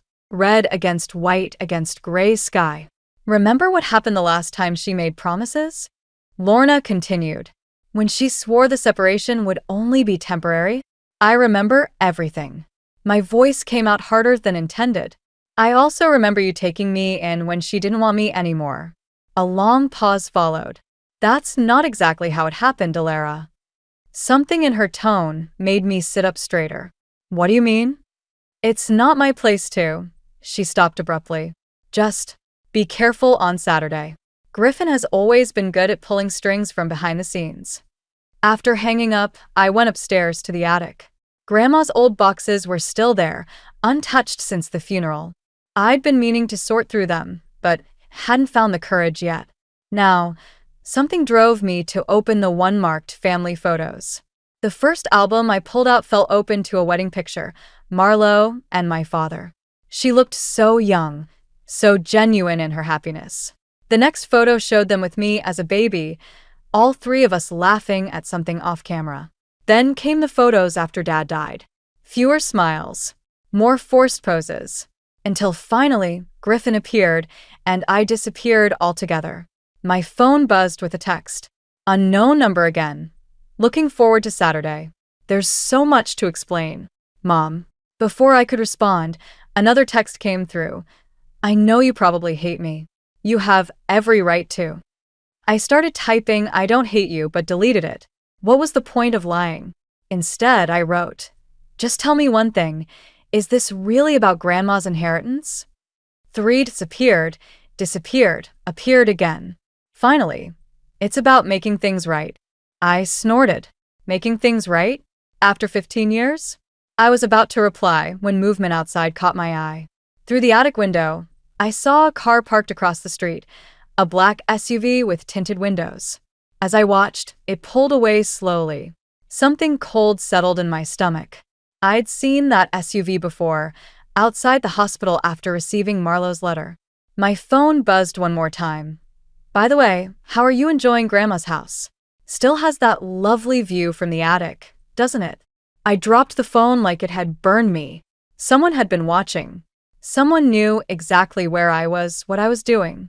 The cardinal pair had left the feeder, leaving only scattered seeds in their wake. I thought of what Lorna said about Griffin pulling strings, about things not being what they seemed. Saturday suddenly felt very far away and much too close at the same time. That night, while searching for an old medical textbook in Grandma's study, I found her journal. It was hidden behind a loose panel in her desk drawer, bound in worn leather with her initials pressed into the cover. I almost missed it, but the edge caught on my sleeve as I was reaching for something else. The first entry was dated 2 weeks before she died. My dearest Alara will inherit everything, she'd written in her careful script. Marlo won't understand, but she gave up her right to this legacy long ago. Not when she remarried, that I could have forgiven, but when she let that man dictate the terms of her love. My hands trembled as I turned the page. More entries followed, each one revealing pieces of a story I'd never known. Griffin came by today, read an entry from 3 months before her death. He wanted to discuss financial arrangements, as if I didn't know what that meant. He thinks Marlo's desperate enough now to play along with his schemes. Maybe she is. The doorbell rang, startling me so badly, I dropped the journal. Through the window, I saw a familiar figure on the porch, my stepsister, Talia. I know it's late, she said when I opened the door. Her eyes were red-rimmed, mascara slightly smudged. I need to talk to you about Mom and Dad. I hesitated, but the raw desperation in her voice made me step aside. She'd grown up since I'd last seen her, no longer the wide-eyed 7-year-old who watched me pack my bags. They're planning something, she said, pacing the living room. Dad's been meeting with lawyers, going through Grandma Odessa's old papers. Mom keeps crying when she thinks no one's watching. Why are you telling me this? Talia stopped pacing. Because I found these. She pulled out a stack of letters from her bag. They're from Grandma Odessa to Mom, written over the years after you left. Dad doesn't know I have them. I took the letters with numb fingers. The first one was dated just after I moved out. How dare you let him make this choice for you, Marlo? Your daughter needs you, not his twisted version of family loyalty. The money isn't worth this. Money. It always came back to money. There's more, Talia said quietly. Dad's in trouble. Serious trouble. The kind that makes people desperate. He thinks Grandma Odessa left something valuable behind, something more than just the house. A memory surfaced. Grandma at her desk, carefully wrapping something in silk before locking it away. She'd caught me watching and smiled. Sometimes, she'd said, the most valuable things look worthless to the wrong eyes. Why should I believe you? I asked Talia. You're still their daughter. Because I remember watching you leave. Her voice cracked. I remember asking Mom why my new big sister had to go away and seeing Dad smile when she couldn't answer. My phone buzzed. Another text from Marlo. Changed my mind. Let's meet tonight instead of Saturday. Same place. Please come now. Talia read the message over my shoulder and went pale. Don't go. Dad knows about the journal. He's been watching the house, waiting for you to find it. As if on cue, headlights swept across the windows. The black SUV was back, idling at the curb. He followed me, Talia whispered. I'm so sorry. I thought I was careful. I grabbed Grandma's journal and the letters, shoving them into my bag. Is there something specific he's looking for? I don't know exactly, but... She stopped as the front door handle jiggled. Someone was trying to get in. The back door. I hissed, pulling her toward the kitchen. There's a path through the gardens. As we slipped out into the darkness, I heard the front door open. Griffin's voice carried through the house. Check everywhere. The old woman must have left some clue about where she hid it. Whatever it was, I had a feeling the answer was somewhere in the journal clutched against my chest. Grandma Odessa had wanted me to find it. That much was clear. But as Talia and I crouched behind the garden shed, watching shadows move through my grandmother's house, I realized finding answers might cost more than I was ready to pay. Talia and I spent the night at Aunt Lorna's house, huddled around her kitchen table with Grandma's journal spread between us. The kitchen clock ticked past midnight as Lorna paced, phone pressed to her ear. Your mother's not answering, she said finally, setting the phone down. And neither is Griffin. Look at this. Talia pointed to an entry in the journal. 2 months ago, Grandma wrote about a safety deposit box at Riverside Bank. My eyes caught on the next line. The deed must never fall into Griffin's hands. He'd destroy everything Marlo's father built, just like he destroyed their marriage. Deed. I looked at Lorna. What deed? She sat down heavily, her face drawn. The old factory on River Street. Your grandfather's legacy. It's worth millions now that the city's redeveloping that area. But that closed years ago, I said. The building closed. The land rights are another matter. Lorna reached for an envelope in her purse. Odessa gave me this before she died. Said to open it if anyone came asking about property deeds. Inside was a single photograph, my grandfather standing proudly in front of the factory, arm around a much younger Marlo. On the back was written, "The true inheritance lies beneath." My phone buzzed. Marlo again. We need to talk. Griffin doesn't know I'm contacting you. Please. It's a trap, Talia said immediately. Dad's probably right there with her. But something in the message felt different. The previous ones had been polished, careful. This one was raw, desperate. I started typing a response when Lorna grabbed my wrist. Wait. There's something you both need to know first. She took a deep breath.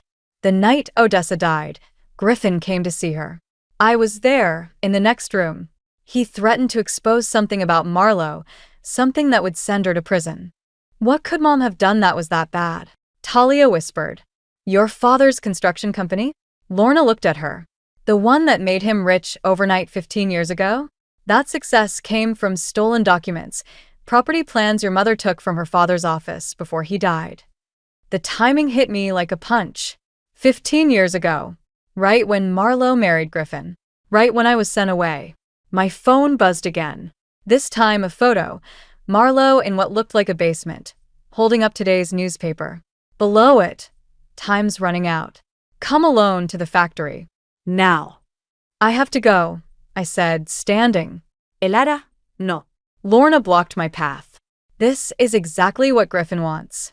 He's using Marlo to get to you, to get to whatever's hidden at that factory. Look at her eyes in that photo, I insisted.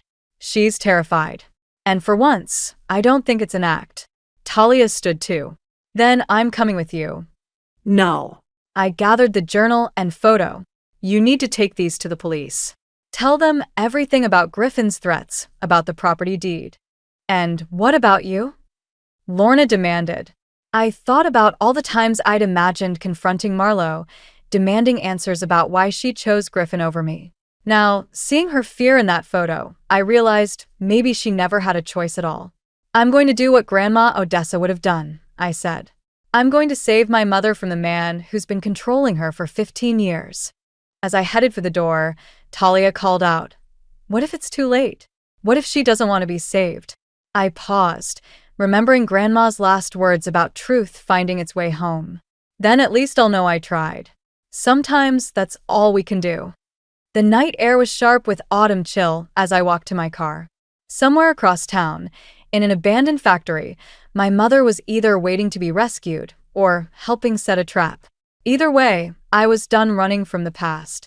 It was time to face whatever truth waited in the darkness. The old factory loomed against the night sky, its broken windows like empty eye sockets, staring down at me. I parked behind a rusted dumpster and killed the engine, checking my phone one last time. No messages from Talia or Lorna, but a new one from Marlo. Loading dock. Hurry. My flashlight beam caught movement in the shadows as I approached. A cat darted past, making me jump. The loading dock door was already open, chain lock broken. "Mom," my whisper echoed through the empty space. "Alara?" Marlo's voice came from somewhere deeper inside. "I'm down here." I followed the sound, my footsteps crunching on broken glass. The beam of my flashlight revealed stairs leading to the basement level. Each step creaked under my weight, announcing my presence to anyone listening. I found Marlo in what must have been an old office. She sat in a metal folding chair, her hands trembling as she held her phone. She looked older than I remembered, more fragile.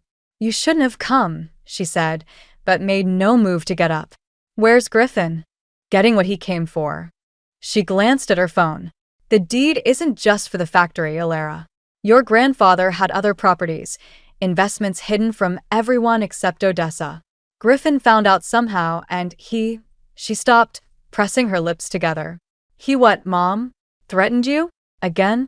A door slammed somewhere above us. Marlo flinched. "We need to go," I said, reaching for her arm. "Talia and Lorna are talking to the police right now." "Talia?" Her eyes widened. No, she can't. Griffin will." "Will what?" Griffin's voice came from the doorway. "Finally tell the truth about her precious mother?"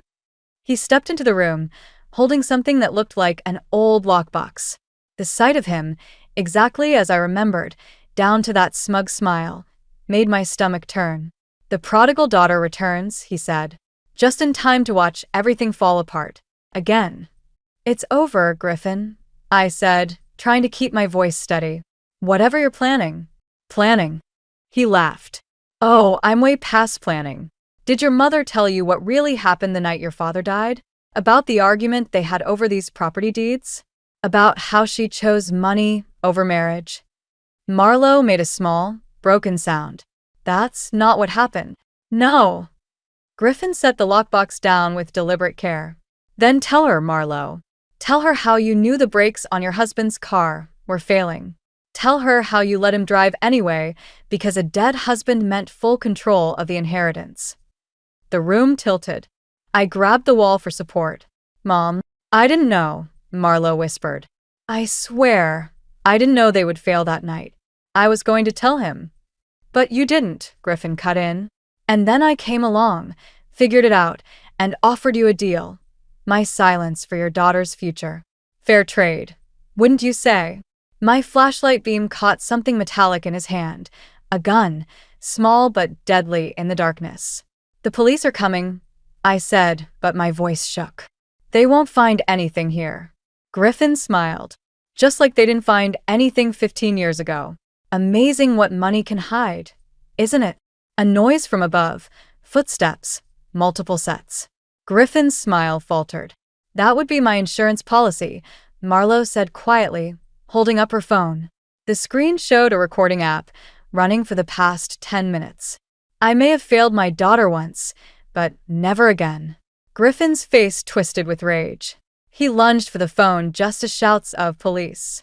"Don't move," echoed down the stairs. In the chaos that followed, the flash of police lights, the thunder of footsteps, Griffin's cursing, I found myself staring at my mother. She looked back at me, tears streaming down her face, still holding her phone like a shield. "I'm so sorry," she mouthed. But sorry for what? For my father's death? For choosing Griffin? For 15 years of silence?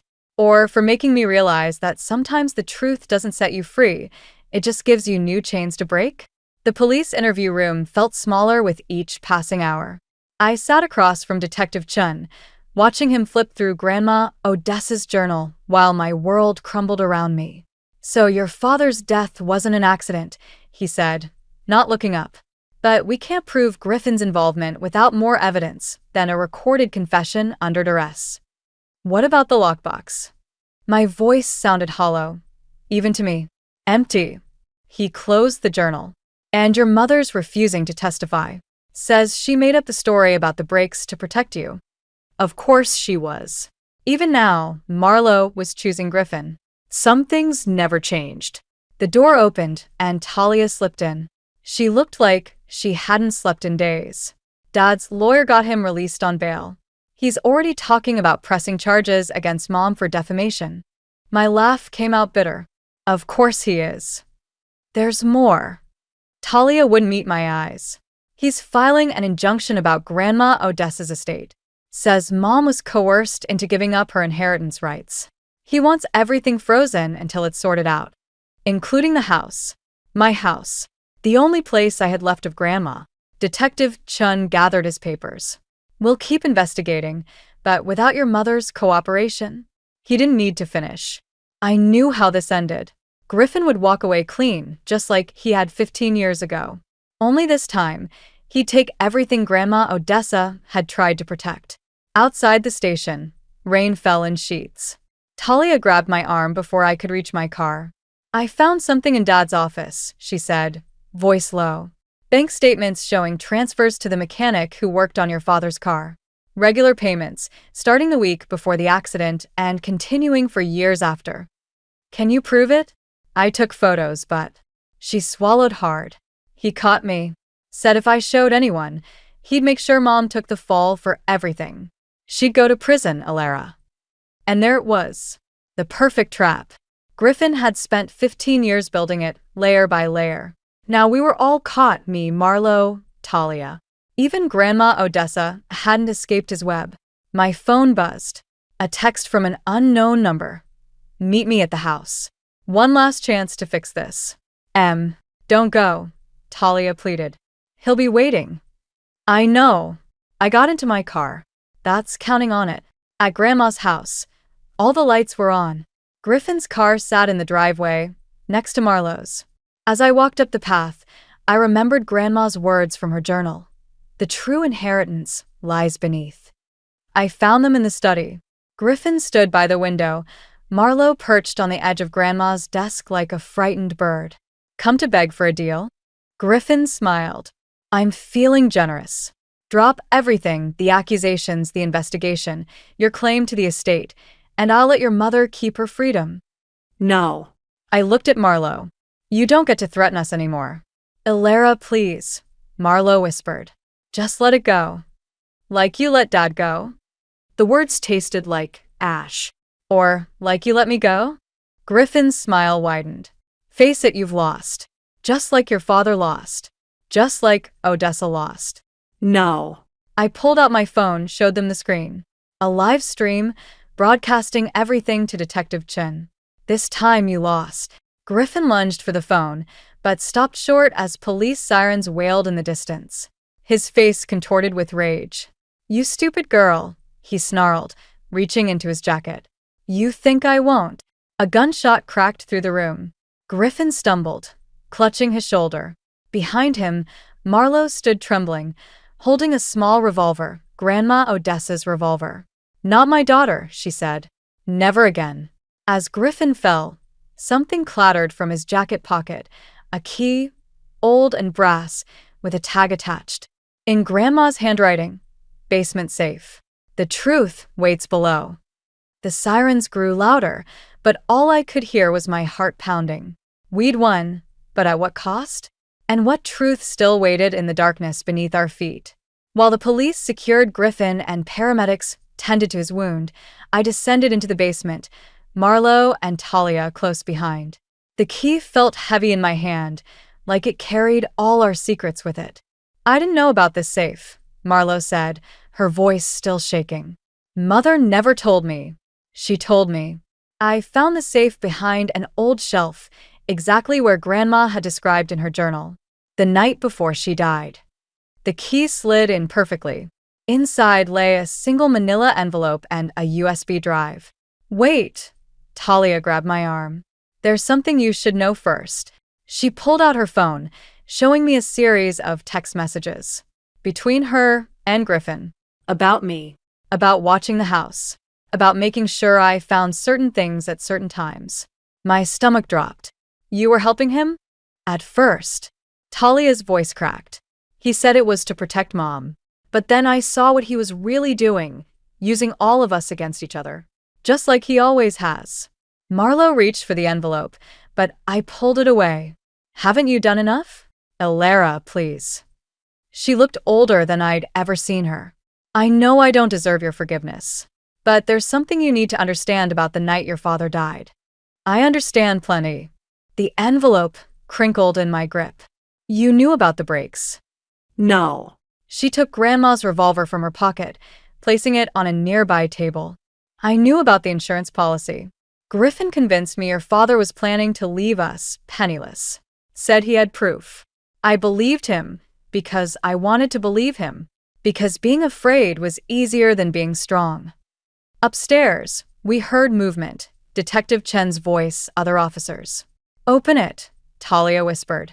The envelope contained documents, bank statements, letters, photographs. Evidence of Griffin's long game, dating back to before he even met Marlo. He targeted our family, orchestrated my father's death, manipulated everyone around him. But the last document made my blood run cold. A contract signed by both Griffin and Marlo, dated the day before my father died. It was never about the money, I realized. It was about control. About making sure everyone needed you, depended on you, even if it meant destroying them first. He said he'd take care of everything. Marlo's voice was barely audible. I didn't know he meant. I never thought. But you suspected. The pieces finally clicked into place. That's why you sent me to Aunt Lorna. Not because you didn't want me. Because you were protecting me from him. Footsteps on the basement stairs. Detective Chen appeared, looking grim. Griffin's talking, he said. Trying to cut a deal. Says he has evidence that'll implicate everyone. Let him talk. I handed over the envelope. We have evidence too. Real evidence. Marlo stepped forward, shoulders straight for the first time since I'd seen her. I'll testify. About everything. The insurance fraud, the property theft, all of it. Mom, no. Talia protested. You'll go to prison. Maybe that's where I need to be. Marlo touched my cheek, her hand trembling. Sometimes the only way to protect the ones you love is to face the consequences of failing them. I caught her hand before she could pull away. 15 years of anger and hurt crashed against something else. Understanding. Not forgiveness. Not yet, but the possibility of it. Grandma's last words to me, I said quietly, were about truth finding its way home. But maybe it's not about finding truth. Maybe it's about being brave enough to face it when it arrives. Detective Chen cleared his throat. We'll need statements from all of you. As we climbed the stairs, leaving the basement and its secrets behind, I heard Grandma's voice in my head. The true inheritance lies beneath. She hadn't meant money or property. She'd meant truth, understanding, The courage to face our darkest moments and choose differently. Griffin had tried to bury us all, but he forgot one thing. Sometimes what's buried doesn't die. Sometimes it grows stronger in the darkness, waiting for its moment to break through to the light. 6 months after Griffin's arrest, I stood in Grandma Odessa's garden, watching Talia plant tulip bulbs in the autumn soil. The trial was over, justice served in measured doses. Griffin faced 20 years for fraud and conspiracy, while Marlowe had accepted a plea deal, 18 months, with the possibility of early release. "These will bloom in spring," Talia said, patting the earth smooth. Grandma Odessa's favorites. The word grandma no longer sounded strange coming from her. We'd both learned family wasn't always about blood. My phone buzzed, a text from Lorna. "Visiting hours at 2. Still coming." "You should go," Talia said, reading my hesitation. "Mom's been asking about you." I hadn't visited Marlowe since the sentencing. Part of me still wasn't ready, but another part remembered Grandma's last letter, found in that USB drive from the safe. "My dearest Alara, by the time you read this, you'll know the truth about your father's death. But truth without compassion is just another weapon. Your mother made terrible choices, but she made them from a place of fear. Fear of losing you, fear of facing her own weakness. The real test isn't in finding justice, but in what you do with it once you have it." The foundation office called next. Another property sale had gone through. We'd been liquidating the old family holdings, transforming Griffin's web of lies into something meaningful. The Odessa Morrison Foundation now funded scholarships for children from broken homes, turning pain into possibility. "Ready?" Talia asked, standing and brushing dirt from her knees. The prison visiting room was quiet when they brought Marlowe in. She looked smaller in her institutional uniform, but somehow more present, more real than she'd ever been in her expensive clothes and careful makeup. "The garden's doing well," I said after we sat down. "Talia has quite the green thumb. Like your grandmother." Marlowe's smile was gentle. I never took the time to learn from her. There's so much I never took the time for. "I found something else in the safe," I said, pulling out a faded photograph. From before Dad died. The picture showed all of us in this garden, me, Marlowe, Dad, and Grandma Odessa. We were laughing, covered in dirt from planting flowers. Happy. Real. "I remember that day," Marlowe whispered. "Your father had just finished telling one of his terrible jokes. Even Mother couldn't help laughing." "I'm starting a garden program here," I said. "For the inmates. The warden approved it yesterday." Marlowe's eyes filled with tears. "Alara, you don't have to. I'm not doing it for you." The words came out sharper than intended, but softened as I continued. "I'm doing it because Grandma was right. Some things need to grow in the dark before they can reach the light." As we talked, I felt something shift, not forgiveness exactly, but understanding. Marlowe spoke about her therapy sessions, about finally facing her own choices. I told her about the foundation, about working with Talia to heal our fractured family tree. When visiting hours ended, Marlowe hesitated before standing. "There's one more thing you should know. The day your father died, I tried to call him, to warn him. I was too late, too afraid, but I tried. I've never told anyone that before." I nodded, letting the information settle. It didn't change anything, but somehow it changed everything. Outside, Talia waited in the car. The autumn sun was setting, painting the prison walls in shades of gold and shadow. I thought about Grandma's garden, about things buried and things growing, about how healing rarely follows the paths we expect. My phone buzzed one last time, an email notification. Another scholarship awarded. Another life changed. In the subject line, "Thank you for helping me grow." Sometimes the truest revenge isn't in destroying what hurt you, but in building something better from the ruins. Grandma Odessa knew that all along. She'd planted those seeds in all of us, waiting patiently for them to bloom.